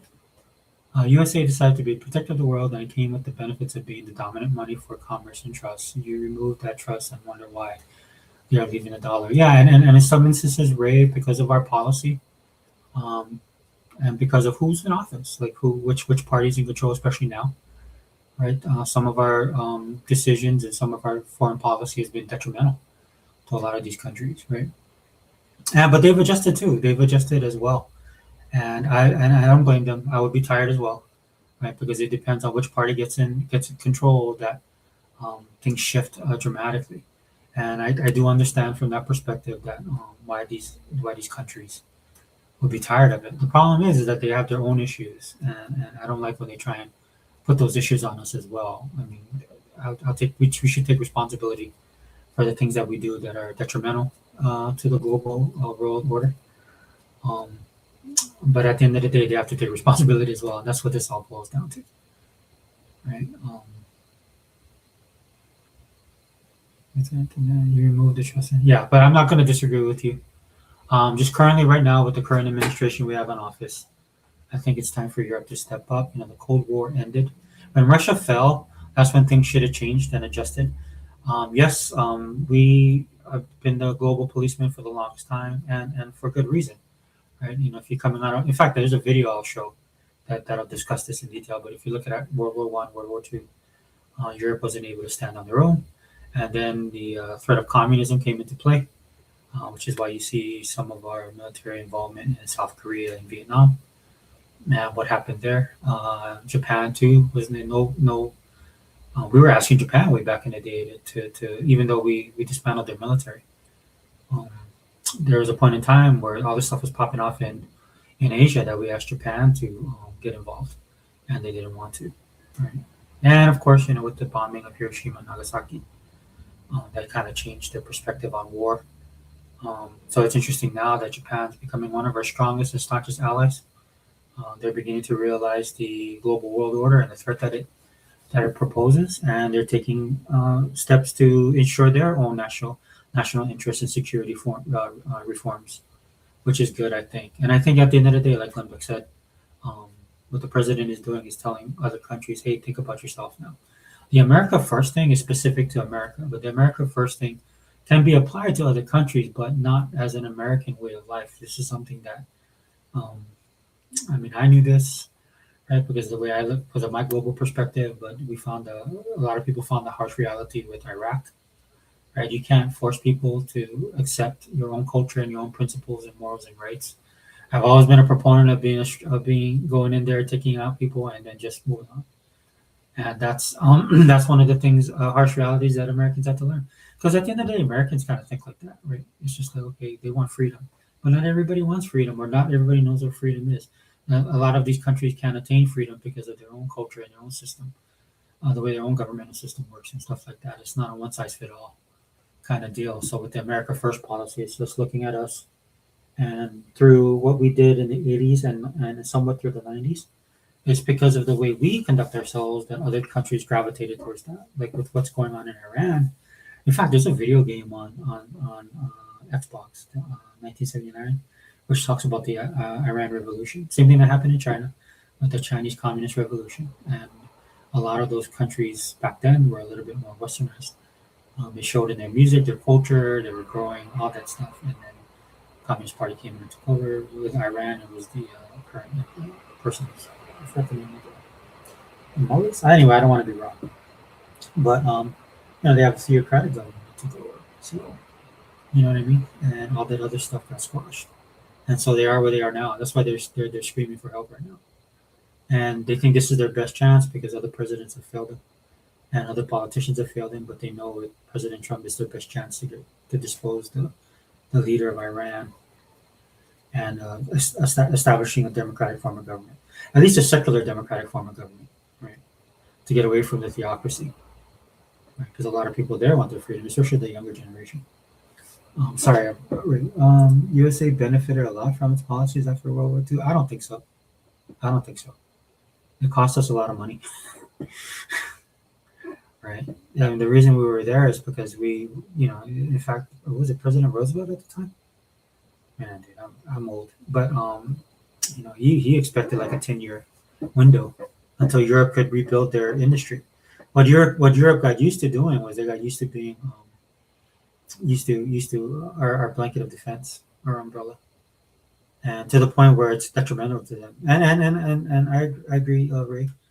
Some aspects it does serve a purpose and stuff like that. But for me, it's kind of like, you can't trust them, and you rather fall on us. And I've kind of been that way myself. But um, that should have happened a long time ago, and it didn't. Same thing with South Korea.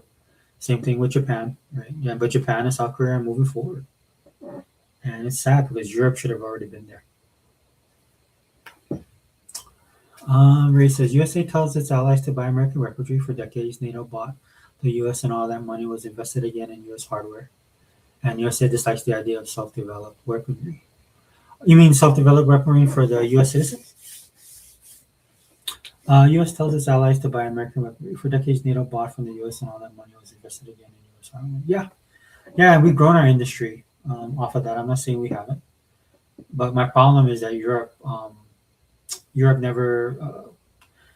They just got used to it, and they never did it with their own industry. One of the reasons we sold to them, right, and one of the reasons, like you said, we expected them to do that because we didn't want them to. We couldn't have them having Russian and Chinese technology. We learned a harsh lesson economically with buying into China, right? Like we didn't do it militarily. We kind of did it military as well because we had a lot of their companies contract to do stuff for us, and we shouldn't have done that. This is why they were able to advance militarily, and why we should have kept a strong line. Yeah, we've been wishy washy on that. We shouldn't have been. We shouldn't have been, right. And we're learning a harsh lesson now. That's why everything's happening the way that it is right now. It's like you're an alcoholic, right? And then we're trying to get clean, and we're going through this brutal withdrawal symptoms because races. I mean, Europe make his own. Yeah, yeah, and that's what the president wants because they have no choice but to buy from us, right? And even if they make their own stuff, we have the better equipment and we have the better tech, and we're more advanced. But Europe, man, Europe has the ability to catch up with us. Of all the countries out there, man, they do. Right? I mean, I'm just not big on the European Union. The only reason that was formed was to be an anti-American. right? Like you said earlier, against our dollar and our economic influence and our military might. But what they did, they didn't follow through on that because with them becoming falling on their own defense and their own military, that gives them their own responsibilities. Like Lembeck was saying in that video, he says like they have a place at the table. Let them make their choices, right? And then we adjust accordingly as well.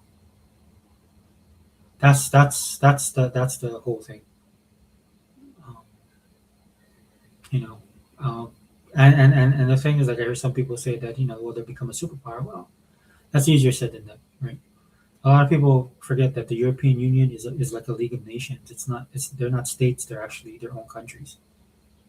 Right now, if they all go communists or they all go socialists, right? Well, I can't see that happening because they're so different, right? I know people like to paint Europe with a wide brush, but there's a difference between British and French and Spanish. Spaniards and Italians, right? Right. So I don't think it's a one size fit all, but that's something they have to work on. And if they make I think they're gonna make mistakes, and that's how you learn. That's how we learned, right? Um, but at the end of the day, I think they need to take the responsibility for that. Hey, what's up, Mike? Man, welcome. Kind of off the beaten path today. We're doing politics, but thanks for stopping in, brother. We will be doing an Xbox podcast on Thursday night. We're gonna watch the showcase. It's gonna be a bit later though, so some of you guys might want to catch it on the replay. Ray says, actually, that's false. Europe has more specialist hardware. USA has the big standardized F-35. Yeah, but they can't do it at scale, Ray. And a lot of the stuff is based on things we already came up with.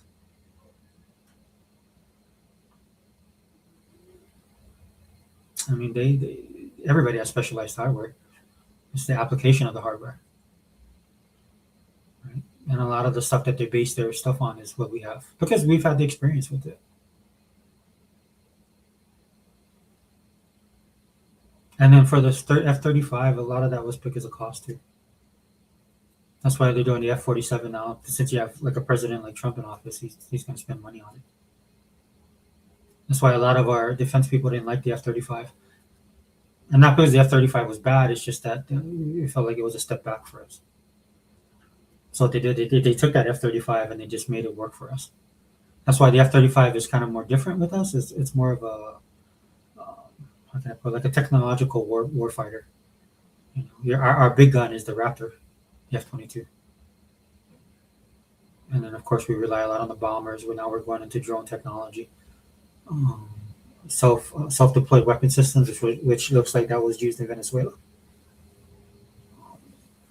The fact that we sell F-35s to other countries shows you the level that the F-35 is at. I don't think nobody should have Raptors. But once we have the F-47, then a little bit down the line, a couple of more iterations, then we will probably allow countries to have the Raptor. Because like that's what Denmark is using. Their whole air force is F-35, right? Like 40 ships, and I think they're ordering more from us. Ray says USA can pump out many of the same plane while Europe has a lower number made because they are small countries. Yeah, but they can't. They're gonna have to do something if they're gonna take on national defense, right? They're gonna have to increase their spending as well as their production, right? I mean, they have low numbers, Ray. I mean, like I think the military of Denmark are the new. I heard somebody say the New York City Police Department is bigger than the military in Denmark. And again, they never had to do it, right, because of the world order that it was. But that's not the case anymore, right? Like a lot of them are saying, like the way they've been running their gums about, running their mouth about America and what we should do, what we shouldn't do. That's what's pissing me off with these guys, man. It's just like they got invited to the party, man, but they don't bring anything, and then they're gonna tell you how the party should be run. I'm like, no, dude. Like to me, this is a no-brainer that they should give up Greenland because they can't defend it. Everybody brings up Article 5, but nobody brings up Article 3 of the NATO Charter, right? Because again, at the end of the day, if something goes south in Greenland, we're going to be the people that have to go and clean it up, and they'll support us. They'll be in a support role, and we all know what that means, right? Just we're going to be all doing the heavy lifting. Now if Denmark wants to step it up, and I believe they can, don't get me wrong, dude. Like Europe, man, they're on that precipice, dude. They just choose to do what they do, and then they're going down these rainbows and butterflies path with their foreign policy, and I'm like, dude, that's not gonna work. Um, so that's why I think we should just exit NATO at this point. And I don't know if the president's going to do that because if we exit NATO, that takes away their one trump card, no pun intended, with what they can hold over us. Like I mean, not that we care, but if they're going to utilize Article 5, I would have utilized Article 3, right? Because they can't defend Greenland. And everybody knows it. Everybody in the know when it comes to what's going on security, national security, understands that. It's not just our country, but every other country. They just choose to ignore it, or they got their panties in a bunch just because they have to deal with Trump. And that's what it boils down to today, man. These guys have severe TDS. Where he says, exactly, USA has the scale. This is why USA is powerful. Yeah, well, we're built that way. We're built for that. I don't think that's going to change anytime soon. What I would like to see is that Europe would upgrade their stuff and become a force and become an economic force. Now, some people are worried about that, but I'm like, hey, if they want to expand their empire, that's on them, right? Because what we're doing here is we're gonna shore up our borders. The F-35 is politics. Yes, yes, it is. Yes, it is. It's kind of like the funny thing in the defense community where the Air Force hates the A-10 Warthog, right? They've been wanting to get rid of the Warthog, regardless of how well it does in combat. And I know eventually, and so instead of getting rid of the Warthog, Air Force bent the knee and they decided to, like, let's upgrade the systems and stuff like that, which is what they should have done. But eventually they're gonna have to move on to something else. And I know they got the replacement for the Warthog, right? But it was all politics back then. They just, Air Force just thought it was ugly. Right? It's all about image, man. And I'm like, oh well, no, but it's effective. I understand, it's used by the army, right? Army or Marines, but it supports the troops and it gets the job done. But it's just not a beautiful, it's just not a beautiful aircraft, and they want to get rid of it just because of that. It's funny that so you're 100% right. The politics of everything is just hilarious, even in the defense community. Ray says, "You don't buy my stuff, you can't be my friends." Yeah, true, true. But I think we wouldn't be hard pressed for them to do their own. I mean, like I said, I love that show, Future Weapons. I still watch a lot of the shows on YouTube since there's no more Future Weapons. But a lot of the stuff that the Norwegians and the Germans, especially, right, even France, they come up with some really cool stuff, right? How practical that stuff is, right? Like, I'll be honest with you, dude. I love the aesthetics of some of the stuff they build. It looks amazing. It looks better than the stuff that we have. But at the end of the day, how is it going to perform? And then they say a lot of things. China does that all the time. We can do this, we can do that. Then they got their radar systems and stuff like that, and look what happened. You know what I'm saying? So just not scale, right? Just not scale. Just proof of let's see, proof of purchase. Let's see if it can do what it does. But they have the capability, man. I mean, they could actually. We could learn things from them too if they took it seriously. He says each time France build a Rafale, it's an 80 million U.S. arms dealer isn't making. Yeah, yeah. And they get the French plane. Yeah, they get high marks as well. I think I'd be more concerned about their actual their success rate in combat. Like if you look at our Raptors, man, they're fire and forget. The thing with the Raptors, you don't even see them and you're dead. That was the whole point of it. And that's specific to us how we do it, and we have a bigger global footprint. So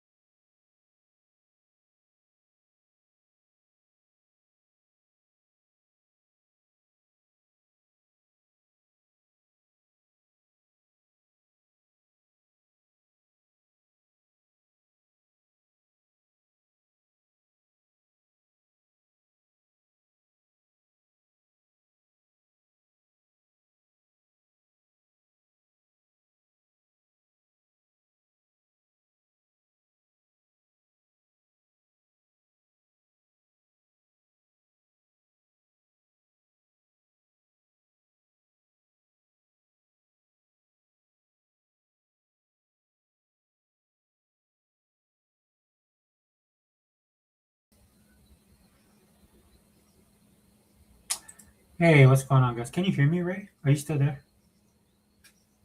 I got booted out of my stream.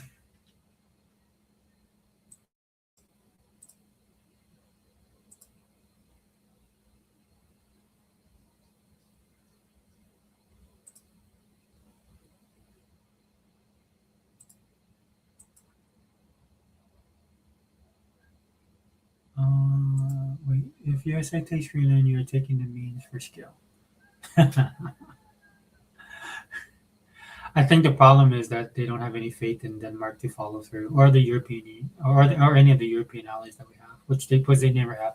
They have a history of that, Ray.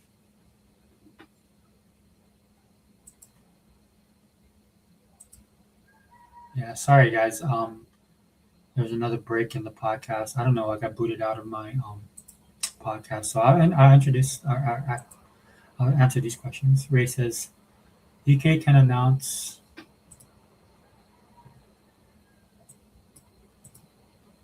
I do not know what's going on with this.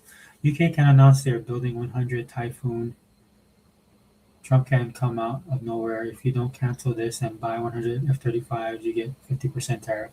He could. I doubt he will, though. It just depends on what type of deal and arrangement that they have and what UK is going to do. I mean, we still have to keep our own interest at bay. But I don't think it would be. I think he would actually welcome it. I don't know if they could build 100 Typhoons, honestly. I think we'd have a problem if he has China build it, right?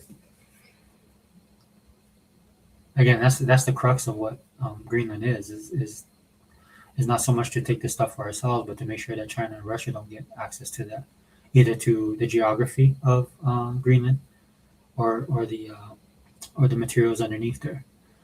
Again, that's what was important about. Am I still muted? Right? Sorry, guys. That was the importance of Venezuela, right? It was multifaceted, right? Guys, let me go to my channel real quick. I just want to make sure.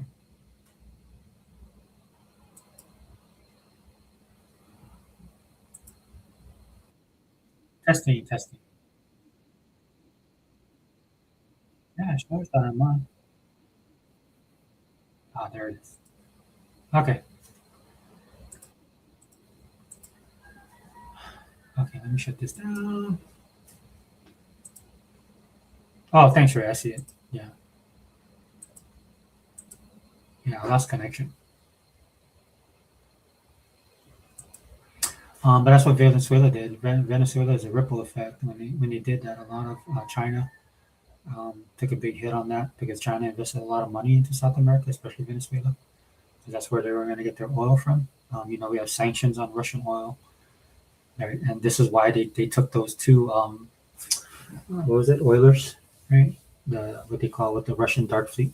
They call it Russian Dark Fleet because Russia, under guise of anonymity, selling their stuff all over the market. Right. This is another reason why Greenland's important to cut off those shipping lanes if we need to. There's a lot of bad actors in the world, and that's what it boils down to. But when in one stroke, it affects Cuba. It changed Colombia's way of thinking and talking. The president of Colombia, he talked a little bit of trash, and then he had a conversation with President Trump, and he came out kind of acting hard, but not really. His tone changed, and you can tell why. And then now you have all these reports of how they actually got Maduro, and that's why people are worried. And again, it's funny because it's not just the enemies of the U.S. that are worried, though. It's also our allies, right? Because look, at the end of the day, dude, I mean, we supply them with a lot of their defense, and when we get rough with them, right? When we chide them, or when actually put our foot down with them. They understand that our military might is strong, and that's sad. That's sad to be in that position. I wouldn't want it for us, and I definitely don't want it for them. So I agree with you, Ray. I think they should build 100 Typhoons and be able to defend themselves, right? And in turn, I hope what that means is that we'll have less of a footprint in Europe, right? Like the president right now is trying to work on the Middle East. That seems to be going well. Hopefully, something can happen. Wow. Okay. I'm getting all these warning messages. And so one of the hopefully that'll continue and we can do that. And because at the end of the and then you have countries like Israel becoming stronger and Iraq hopefully they can get better and be more democratic. Iran definitely. We see Syria and Turkey are taking their democracy a little bit more seriously. Then you got the Saudi states, right? They're about the money and growing, and they're realizing their oil. You know, they're trying to diversify their portfolio, with lack of a better term, and what they're doing. And so it's everybody moving forward. And Europe is starting to get stuck in that mire. You know, that mire of socialism, which can lead to communism. You know, which is ironic because they chastise Russia all the time, but you know their system is just one step below on the ladder, right? To take responsibility for their defense and responsibility for their actions, right? You know, because every time something happens, they kind of come to us, right? And as you can say, I agree with you. You know, nobody wants, you never want to be in that situation, and I don't think it's fair for them to be in that situation. Um, yeah, that's another thing that we gotta look at, right? You know, that's why there's so much. The energy thing just went out the window. All that green stuff just went out the window, right? Once it's, I find it ironic once AI become a thing and they realize that the energy, the matrix we have now, our grid, is nowhere near able to support what AI is and what AI needs. How nuclear became an option all of a sudden overnight, right? When I was told years that AI would, nuclear would destroy us. Now everybody's on board, right? Because at the end of the day, when the rubber meets the road, that's what happens, and that's the reality. I hope Europe realizes, and Canada. You know, it's one thing to think about things that you want to do. It's another thing to put it into practice. But yeah, 100%. That's the next battleground. Ray says everyone wants a place in the new world order. Yep, yep. But not everybody deserves a place in the new world order, right? Some people are very bad actors, and it wouldn't work out well. And us and Europe's not one of them. Europe has definitely needs a place there, especially for their own self preservation, their own self sufficiency, for their own self determination. You know, they shouldn't be relying on us as much as they do. They really do need to step it up. And then when they take responsibility like that, then we're more equals, and that's a problem. This is why they get all upset, right? Because they know they're not equal with us, right? So they need to become equal with us, but not. But in order to be equal with us, there's some things that they're gonna have to correct about themselves, like we're trying to correct in this country, and we're having blowback in our own country about it. So, Ray says, but right now, forget all politics. USA is losing in the media war. I'd rather play a Chinese game over American-made ones. Yeah, because China's at their precipice, not just in video games, Ray, but also like their animation, right? Their animation is becoming top notch as well. Um, they're doing more anime, right? They need to work on their pop culture, and that's the only negative on China is in order to grow these type of industries, they have to be allowed to flourish, and they have to allow free thought and free expression, and a lot of that the government of the Chinese government won't allow them to do that. They just won't. Not as long as a CCP is in charge of, of of their government, right? Because that's what the problem they're having right now. They let people get a taste in China, get a taste of capitalism because they need it to grow, because they wanna challenge the U.S. on the politics, right? Like in the '90s when they were going to make a move on China, and then President Clinton sent in our carrier fleet through the strait, and that shut them all down. So they realized in order to challenge us, they had to become more military enabled, and what that forced them to do is they become more capitalistic. But they try and do that crony capitalism, which isn't working. That's why a lot of the people are suffering right now. And then we put the whammy on them too, because we got to move away from that because we have different ideologies. But it's sad because the potential of the Chinese people, the citizenry is amazing. Like you see it, like you said, perfect example. They're the games that they're creating, right? And that's because you can tell that they're fresh. Like my daughter plays the Marvel Rivals game, and it looks. I mean, the characters look amazing. I'm not too much on the gameplay because that's the type of game it is. And I'm not saying it's bad. It's just not my cup of tea. But I watch her play it all the time, and kudos to them, dude. It's funny to me because when they show the characters, like when you're selecting and the select screens and stuff, and they show Thor come in, man, it just feels like Marvel, you know. But because the way we are in the U.S. and how we've kind of gutted ourselves um, in the pop culture aspect, right? That it takes another country from a fan perspective, from the outside looking in, to create that Marvel, the Marvelness that made Marvel what it is. It's yeah. So 100% agree with you. I just hope they have the ability to keep on growing, because once they start growing and stuff like that, this is where dissidents come in, and you know there's gonna be they're use their politics and their pop culture to influence politics, and Chinese don't play that. The Chinese government don't play that. Um, Remember, Japan is loved by the world thanks to anime alone. Yes, yes, and no. Right, it depends. Right, in Asia, a lot of Asians have a long history, a long mem- has a have a long memory when it comes to Japan's imperial history. So it is like it's really has a big influence. Manga as well. It's so much so that it's influencing art in other people's countries. I like the renaissance that's happening in France, man, with their comic books. It's unfortunate I don't know French, and they don't I don't think they translate it to English, at least not yet. I don't think they ever will. That's that proud French, that proud French that I love. You know that they do that they would do that. It's like no, I'm not gonna make it English. You learn French. You know what I'm saying? That's that old school, and I love that. I love that about French. I love that style of French. But yeah, at least in Asia, and which is funny because I mean they have a bad history with Taiwan, and Taiwan absolutely loves Japan. Same thing here in Hawaii. Um, Hawaii and Japan have a really close relationship, even though they bomb Pearl Harbor. That's what I'm saying. It's just like if we can get past that, anybody can. But in South Korea and China, they still have that love hate relationship. South Korea is becoming more open, right? You can see that in their K-pop culture. You can see that because there's markets to be made. When you put the money and the money ahead of feelings sometimes. Now it's good to be wary, but in this day and age, Japan is just a different country than they were when they were imperialistic. Ray says, just look at Forza Horizon 6 Japan. The weebs are losing their minds. Oh, that's good. That's what Hebot was saying. I was kind of out of the loop, and then I'm a little bit too old school when it comes to that kind of stuff. It takes a lot to break the Japanese market. I don't know if you know, but like Costco is the latest American company to do that.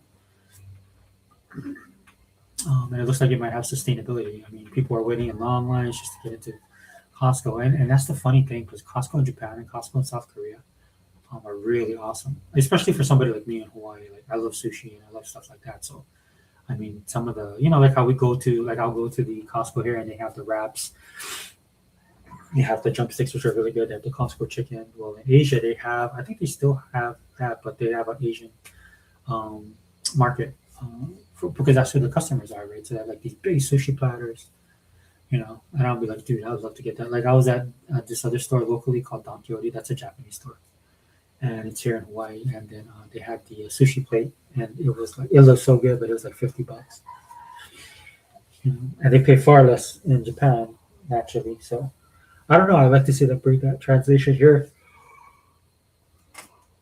You know, it's like how iPhones got a foot in the place. I know Microsoft's been trying for ages. Um, And maybe this will be the final key, man. I hope Hebot's right. I hope you're right, Ray. I think that would be great. I see Google conquering the world before the USA and China. Yeah. I mean, that's the tech companies, right? That's why Microsoft is pushing. And then I just saw some stuff on Meta the other day. I'm not a big fan of Facebook anymore. Um, but I see that they're pushing forward. They're not the same company they were, 10, 15 years ago. So, yeah, I'm not going to disagree. The techocracy, as they like to say. But hey, guys, it's been 2 hours, Ray, man. Hey, this has been awesome, Ray. That's why I like to chat. I love having these conversations. And even if you don't agree or you disagree, you can still talk about it. There's no worries. But it's been 2 hours, and I got a feeling like I'm getting error messages from my. I think what it is because normally I'm not here during this time of day. I'm at work, and my computer's trying to update. I think that's why I got booted on a stream here. So I'm gonna call it a video, man. It's a good solid 2 hours. And stay tuned on the channel. I'm gonna bring more of this content. And then again, this Thursday, if you guys are want to see some Xbox news, that's the time and place to step in. Racist. See, I'm from Canada, Quebec, so my bias is different. Oh no, no, I get it, bro. I get it, Ray. And I respect the Quebec, man. Yeah, hold it down, dude. I like the fact that Quebec is French. Just from a perspective of pushing back, you know what I mean? I know, look, dude, I was in the mainland, so I have a lot of friends from Canada, right? And they would be anti Quebec because of the French thing, you know what I'm saying? And I don't know how you feel, man. I'm not trying to judge or put anything in your mouth, but I know that's a thing. Um, but yeah, let me know, dude. On the next, we can do one on Canada, and let me know what you think about what's going on. Yeah, French disappeared from all the USA. It didn't took too long. Yeah, I remember growing up in Florida. In Florida, man, I met Creole, and I loved it, dude. Creole was cool, and I wish they kind of would have. I mean, it's still there in a sense, but it's disappeared. Just like here, we had a more local culture, and it's disappearing as time moves on. But man, Quebec be holding it down, dude. And the more people push on them, the stronger they become. So respect to Quebec. It's funny that Quebec and Alberta are kind of meeting it, um, are finding common ground because of everything. Is it Ottawa? Is it Ottawa where the government is? I think it's Ottawa, right? Right? Where that's it's just like here it's DC, right? Like DC is that bubble. This is why people in DC do whatever they want to because they're in that bubble. Ray says this is why Quebec stayed loyal to the monarchy during the U.S. independence. Yeah, yeah, and that's another history that's really interesting that nobody wants to cover. There's reasons why Canada has these feelings, and I don't belittle that at all. I mean, when you go back and look at history, it's not as simple as people think it is. I mean, some stuff gets lost in translation over time, but yeah, dude, that's actually interesting. I just started looking into it about 5 years ago. I mean, I kind of knew about it, but I started actually looking at the history. It's really cool. Not cool as in, it's interesting. Like I'm not saying like the stuff and everything. I'm just saying it's an interesting time. Oh, Ottawa, yeah, that's what I thought it was. Ottawa, which is sad because I like the Senators. I actually did like that. I do like their hockey team. I'm a Penguins fan though, but I do like the Senators. They put the capital in Ottawa in the middle of the Quebec City and Toronto. Oh, okay, okay. That's how it is. That's the geography. Got it. I always wanted to go, man. French Canada. I always wanted to go to Quebec and Toronto and British Columbia. Those are the three places I wanted to go.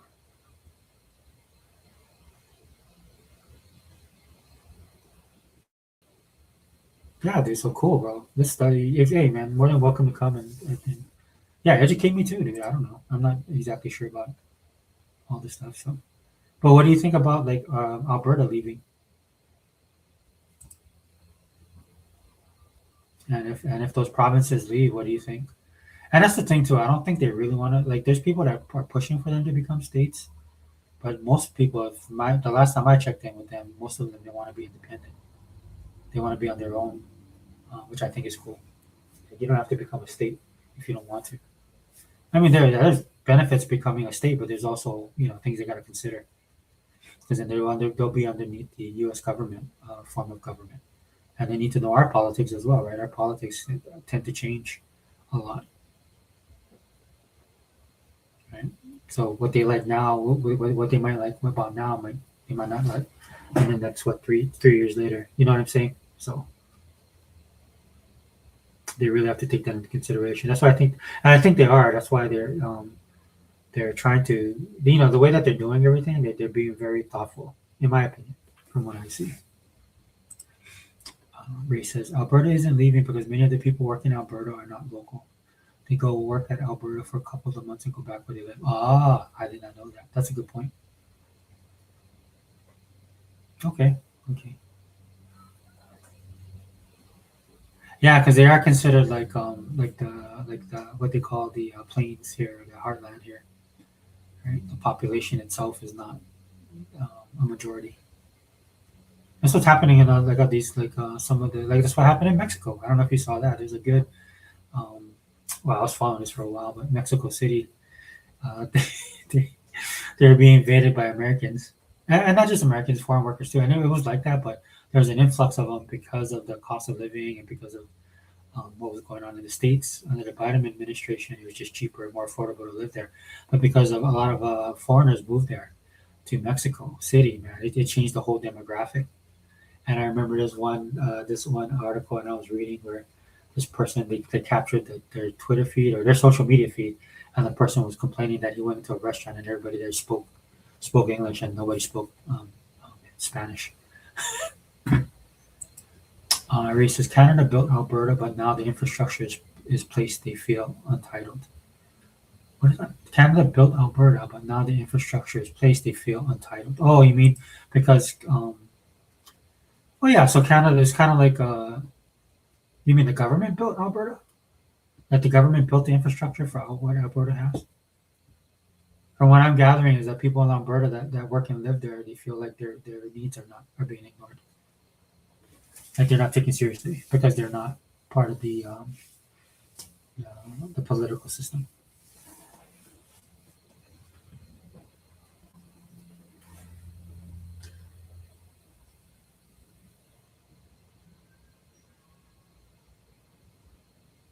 That's an interesting dynamic. And like I said, America, we have our own situations going on over here as well. The whole of Canada paid for everything placed in Alberta. So with the taxpayer money, yeah. So would everybody be upset if, like, so who in the whole of Canada would hate for Alberta to leave? Because if you live in Alberta and you want to leave, that's one thing, right? And if the other, and it's my understanding that the other provinces might join Alberta. So then that would mean that only people in there might be people in those areas that not like it. I saw some protests, right? But if the majority of people there want to leave and they leave, then the minority of those people will probably leave the provinces and move, right? So who does that leave? Like would Quebec be mad if Alberta left? I don't think so. The problem is Alberta economy grew very, very fast and they want to keep growing fast. Oh yeah. That's the problem Greenland has right now, which I feel bad for them. Because as the native culture there, I mean that's not their fault, right? They only know Greenland as Greenland and they just want to live the way that they live, and I support that actually. Right? The problem is that the rest of the world sees Greenland for what it is. You know, like 20, 30 years ago, this wasn't a big deal because rare earth minerals and oil wasn't like something that it wasn't that on that level of importance. Right. Fast forward to now, where all these everybody, and that's another byproduct of green energy with all the green energy people, right? Because now we have things run on these batteries, and these batteries need these materials, and that's called basically another gold rush. So that's what happened with Greenland, and no fault of the indigenous people that live there, or even the country of Denmark, right? It's just the cards they've been dealt now because we've progressed, right? We've modernized, and now where Greenland wasn't important, it is now because of the possibility of what they have underneath, right? Putting all the national strategic side out, national security stuff on the side, right? It's the cards that the native population there, the Greenlanders, have been dealt, and it won't go away. It just won't. I hate to say it. It's just like that movie Avatar. You know what I'm saying? But yeah, I'm sorry. So the problem is, yeah. So and I get it, dude. Once people get a taste of that, same thing with China, right? People got a taste of economy, and they got a middle class. China got a middle class, and their government crushed them. And I'm not saying Canada's doing that with Alberta, but in the same vein, Alberta, you know, they have the ability to grow and to be in control of that growth, as opposed to it coming from outside influences. Um, Richard, it's like investors. If your startup starts growing slower than before, you will sell your shares and go. So yes, yeah, 100%, 100%. And that's one of the things I worry about Alberta. That's why I wouldn't say that becoming a state, I would slow walk that if they still want to, eventually. But there's the influx of people that will come in, and I think they need to be wary of that because America just went through that. Some of our states went through that. When the economy went bad, people moved to other states that are more affordable, and the people that lived in those states were forced out. So that's the big concern I have for Alberta or other provinces as well. If the money flows like that, and if you open up the dam. You know what I'm saying? And everything's gonna come in all at one time, right? And I hate for them to, get taken advantage of. So for me, I think independence would be their best option. And look, becoming a state, state lines, boom. There's no such thing, no passport, none of that stuff. It changes overnight, right? But then the influence of American capitalism and stuff like that could flow in as well. So I don't know how they want to deal with that. Because I know what Quebec would do, man. Quebec would tell us to go pound sand, right? So Alberta's going to have to get that type of mentality. They're going to have to be on the come up real quick, man. Because I hate for them to get taken advantage of. You know what I'm saying? Where he says Alberta is dependent on a single thing, and they want to squeeze the resources fast. Yeah. Well, two things, right? Well, Alberta is the oil, and then isn't Saskatchewan the peat, the moss?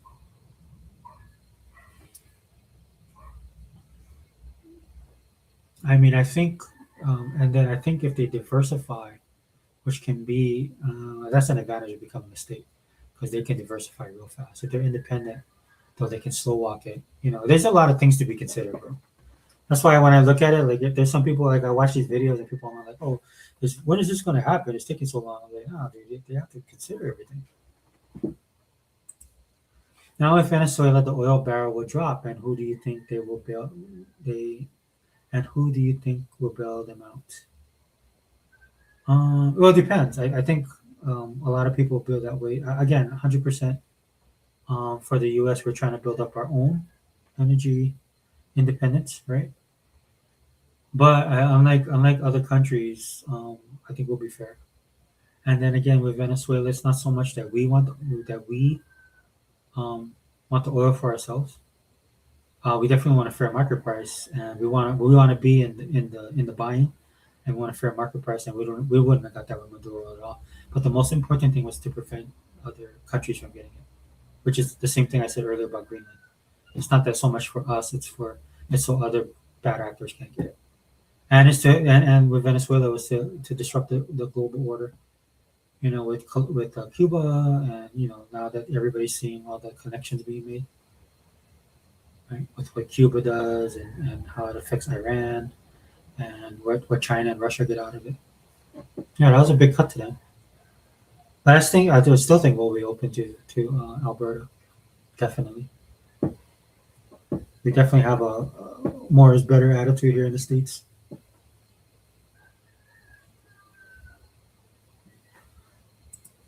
In 2014, 2018, the whole of Canada paid when the barrel price crashed. Yeah, not just Canada, bro. That's a lot of places. Us here too. When our prices go up, right? That's why they need to diversify the energy grid. And again, that's why I said I'm not opposed to green energy. I just don't think it has the solution. And everybody jumped on board. And then the thing that pissed me off about green energy is they were forcing it. Right? If it does what you said it's gonna do, then allow it to grow. Make it organically, not astroturfing it. That's what they're doing. Right? And if you didn't do it, dude, you got punished. And that's what Europe is doing. Right? Because at the end of the day, the green energy can't provide the type of energy output that other sources of energy can, and that's its Achilles heel. Like if you want to live off the grid, or if you want to do a community, like here in Hawaii, we have a town that's run off of windmills, man, but it's small, man. Their footprint is small, and it's in the part of and it's easier for them to do that because it's a part of the island that doesn't, it's just kind of off the grid. So, I mean, Alberta was losing money, so Canada had to keep the strong independent Alberta. Like, yeah, yeah, that's the yeah, no, 100%, bro. That's the ebb and flow, right? Yeah, so what would they do? But I think Alberta is pegging a lot, and they've come to the U.S. and talked to our, especially the industries and the politicians in the know, man. So I think it's a little bit more. They can move forward with a little bit more confidence, right? Because America definitely wants to work with them, right? Even if the president leaves and then a Democratic president comes in, once it's set in stone. Because at the end of the day, it's about the taxes, dude. And it's about the money. They say that kind of stuff. They'll probably do stuff with other things, but once this is why, I don't with government, man. Once government does something, dude, it's entrenched. Right. That's why I'm a firm limited government person. The less government we have, the better.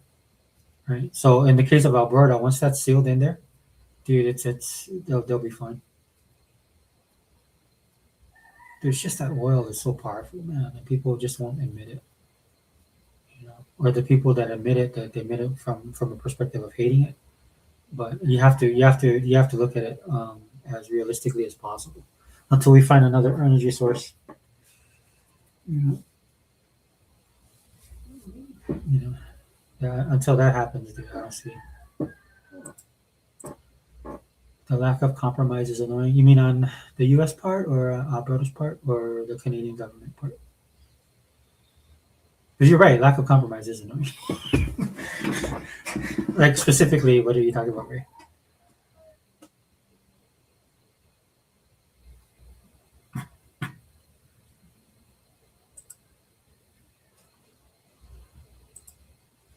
It's like you're marrying someone only for the good. Oh, I see what you're saying. Yeah.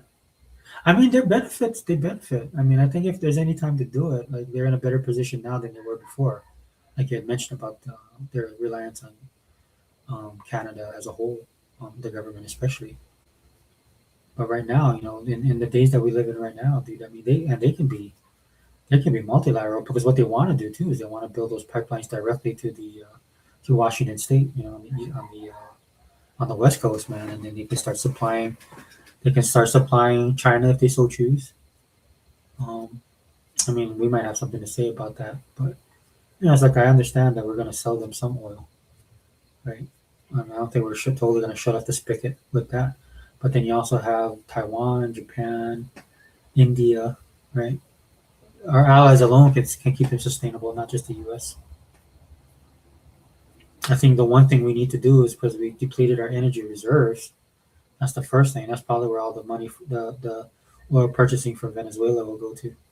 Because what the Trump administration is doing is it's unlocking the potential. It's unlocking the potential of the states here to open up their energy platforms, whatever that might be,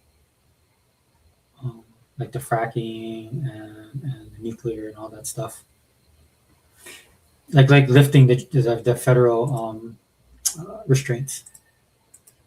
Hey, what's up, Mr. Kima, dude? Yeah, a little political podcast. Mr. Kima says Trump has made the United States the most hated country in the world. Well, I'll push back on that, Mr. Kima. We're already the most hated country in the world. we were already there. What you're seeing is everybody's letting their feelings come out. That's why I like the Greenland thing. The absolute disdain that Europe has for the United States, especially with something like this. But they have it all the time. The majority of it, especially the elites in those countries. So that doesn't bother me at all. I think it's good that we all get it out in the open so people can determine what they want to do. I mean, no country's perfect, and the thing that, like I was saying earlier, Mr. Kim, I don't know if you just came in, but I'm tired myself of picking up after these people, man. It's just like like we're their parent and they're the kids, and every time they mess up, we gotta fix it. They leave their stuff all around, and we're picking up after them, man. I'm tired of that. A lot of Americans are tired of it too. That's why a lot of Americans don't care, right? And then on top, like they're the Europeans didn't help themselves because a lot of Americans would not go along with the military, and I'm pretty sure some are still that way. But you got these guys talking yin yang out in public, man. They talking like they're gonna do something, and if you know anything about Americans, you hear that and you're like, oh, okay, all right, big man, let's see what you can do. You know what I'm saying? That's how I am anyway. Like I'm sympathetic to them, man, because they're a day late and a dollar short, man. They're behind the eight ball. A lot of this stuff they should have been doing 20, 25 years ago, and they did not. Right, and for them to catch up now is going to be damn near impossible. But I mean, at the end of the day, they should learn some humility, right, and understand who pays for their defense and who protects them, and that's us. And not in a we want to take over kind of way, dude. We're always having to clean up after these guys, dude. Right? And it's sickening. Like we have our own problems in the world, and we make our own mistakes that we need to focus on. And adding to that list is not on my things to do. You know what I'm saying? That's definitely not one of my New Year's resolutions. But I mean, just to say, Mr. Kima, they don't, like the old saying from from that one movie, they hate us because they ain't us. right? Because when you have the type of vitriol and hate that they have and disdain they have for us, that's because they're not in our position. That's what it is. It's jealousy at the end of the day. But they made their bed, so they got to sleep in it. Rachel says AI needs a lot of energy. Yep, and that's why nuclear became a thing. Dude, just think about it. Like 10 years ago, you mentioned nuclear energy, man. People like, yeah, they kill you, dude. They feel like getting all pissed off, telling you that you don't care about the world and you're trying to kill the bears and or the polar bears and all this kind of stuff, man. You're evil. All of that stuff went away, right? Because at the end of the day, politically, if we're looking at the political spectrums in the U.S. on the left and the right, right, this affects the left because this is their industries. A lot of left people are on the tech side. Right? That's why you've seen some of these guys. They didn't like Trump in 20. They hated him. Then when 2020 came and then Biden was in office and they got affected by it, 2024 they all donated and supported Trump. Maybe they might not have came out and said it, but they did. And plus they saw the business aspect. Their businesses were hurting. And then they saw the future, right? They were future casting. It's like, oh, we need more energy. Will a Democratic president give us that, or will a Republican? And that's why they all shifted in the focus of their best interest, which I have no problem with. I think people should vote in their best interest. I mean, like I said earlier, get all the facts, right? Understand how our government works. Then you do that first. Lay the foundation first, right? Civics 101. Lay that foundation, and then we'll move on. Rhea says not the most hated. That would be somewhere in the Middle East. Yeah, I mean, for various reasons, right? People can't stand other people. But it's part and parcel of being who we are. I just don't like the fact that like I get it, Europe. I understand, man. Like with China. China's upset because they feel like the world passed them by. That they should be they because of all the stuff they did during their dynastic period. But that was the problem with China. They were dynastic, just like with Japan. They were imperialistic, right? And Japan changed. Look at Japan where it is now. China changed? No, because they traded the dynastic period with communism. That's sad, dude. Go look at the revolution at Mao. Go look at how China was, dude. Like you saw that in Hong Kong. You definitely see it in Taiwan. And I'm not saying Taiwan's part of China. I'm just saying, right? That's where the dissidents of during the war they moved down there, and that's why they have ties to China, right? At the sake of the indigenous people in Taiwan, right? So, all this stuff about America, indigenous stuff and stuff like that, dude. Every country's done this, dude. Just study history, you'll see it, right? And then see what the result of that is, right? And Japan invaded Taiwan, and Japan and Taiwan are close. In fact, the new prime minister is like, if Taiwan gets attacked, Japan will defend it. Strong words. We're not the only warmongers around here. You know what I'm saying?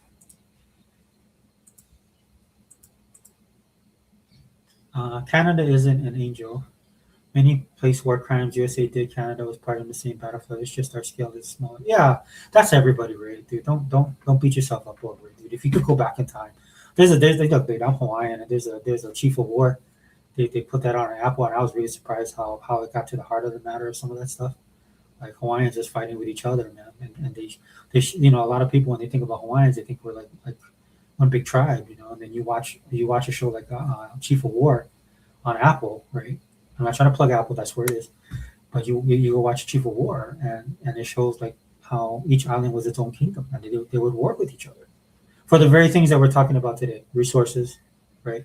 Some of them just didn't like each other, right? One dude, like one of the chiefs on there, dude, he thought he was the chosen one, and this other dude thought he was answering directly to his personal God.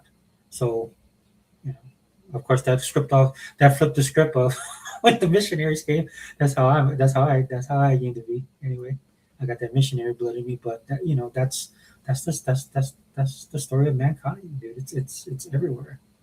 And I think that would help a lot of people if we did that, if we looked at it in that vernacular, as opposed to in the boxes that we do. Ray says, "Let's just hope God brings His kingdom." So, oh yeah, 100%, Ray, 100%. Boy, that's going to be a day. I love the quote people put on X or put on Instagram. It's like, one day people are going to realize that the Bible is not just a book of stories. Right? There is the prophecy and the final judgment. So, dude, that's awesome, dude. That's a great place to leave this off, because I honestly, I think this thing is something's going on with my computer because it keeps on blocking in and out. But if we're gonna end it on any note, that's the greatest one right there, right? Because at the end of the day, all of this stuff won't matter. You know, if you don't believe in God, you definitely need to make it a New Year's resolution, right? You see all the turmoil in the world, you see all the stuff that's going on with technologies, the stuff that they're discovering every day. You know, the whole thing, Ray, I went down that rabbit hole of like how we're, you know, like they did in Transformers, how we back engineered a lot of this technology we have because they found alien technology. And for me, it's not aliens, it's the other realms that are talked about, the powers and principalities that's talked about in the Bible that I've been going down that rabbit hole, which is actually pretty cool. It will destroy all kingdoms. Yeah, yeah. That's why you shouldn't put your faith in man, and realize that every government's flawed. Right? What you want is a government that's righteous, as best as it can be. And that used to be the U.S. U.S. used to be that way, but you know the U.S. is far afield from where it used to be, and that's why we have some of the conflicts we have now. And then with us being supposedly the world superpower, which we are, I'm not going to say we're not, but you know it's like Superman again. You know, use the Superman analogy to have that type of power, but knowing how to use it and how to restrain yourself, right? And when this country is a little bit, you know, I mean, I'm not saying we're not Christian, and then we're having revivals all the time, but you know, you need to get that righteous indignation. You need that righteousness from somewhere, and it can only come from above, right? And I don't like what we do here. We self-loathe, and it's not about self-loathing. It's about self-inspection, having a retrospect. You know, like looking at things clearly, looking at things in the light of the Word of God. That's what keeps us on the straight and narrow, and we're not that country anymore, unfortunately. Not saying that we're not a Christian country. We're just not on that. We need to get back to it really, really quick. Because a lot of the stuff we do, like I said earlier, it affects a lot of other countries, and that's what breeds animosity. And if we're doing it, like in the sense of Greenland, if I'll be honest with you, I think we're doing it for the right reasons, right? It's not just for our national interest. It's just it is for our national security. But at the end of the day, if we're there, right, we can be that wall, not just for ourselves, but for everybody. And I know the people in Europe don't like that, right? But I mean, they'll benefit from it. So. But yeah, man, thanks, Ray. Thanks for that, dude. Good to see. Keep it God. All right, guys. Thanks for joining, man. Shout out to the chat, Ray. Appreciate you being here, my brother. Thanks for enlightening me on a lot of stuff in Canada. If you want to be on a podcast to speak your mind, I'm all for it, dude. I've seen if our other. Pepe, but Faded Blaze is also politically charged. If you guys want to, I mean, if you just want to do the chat, that's fine too. But if you guys want to jump on, just let me know. We just got to connect on social media so I can send you guys the link. Because on this part of it, you know, like a lot of the other, they come to my channel for Xbox stuff. That's why I kind of keep it separate. So, but thanks, Mike Johnson, man, for coming in. Again, Thursday we're going to be doing the podcast for the Xbox showcase, man. Looking forward to that. Kind of excited. Actually, I talked to the brothers on Saturday, man. They got me pumped for it. Just been so busy, guys, working. Mr. Kima, man, thanks for being in here. And dude, if you have your opinions, please share it, and we can talk about it, dude. And I'm not gonna disrespect anybody on here. You have something you want to say? Go ahead. But I think we agree more than not about a lot of stuff, you know, for the most part. So, but yeah, thanks for everybody for being here. Xbox All In channel, wholesaler forever.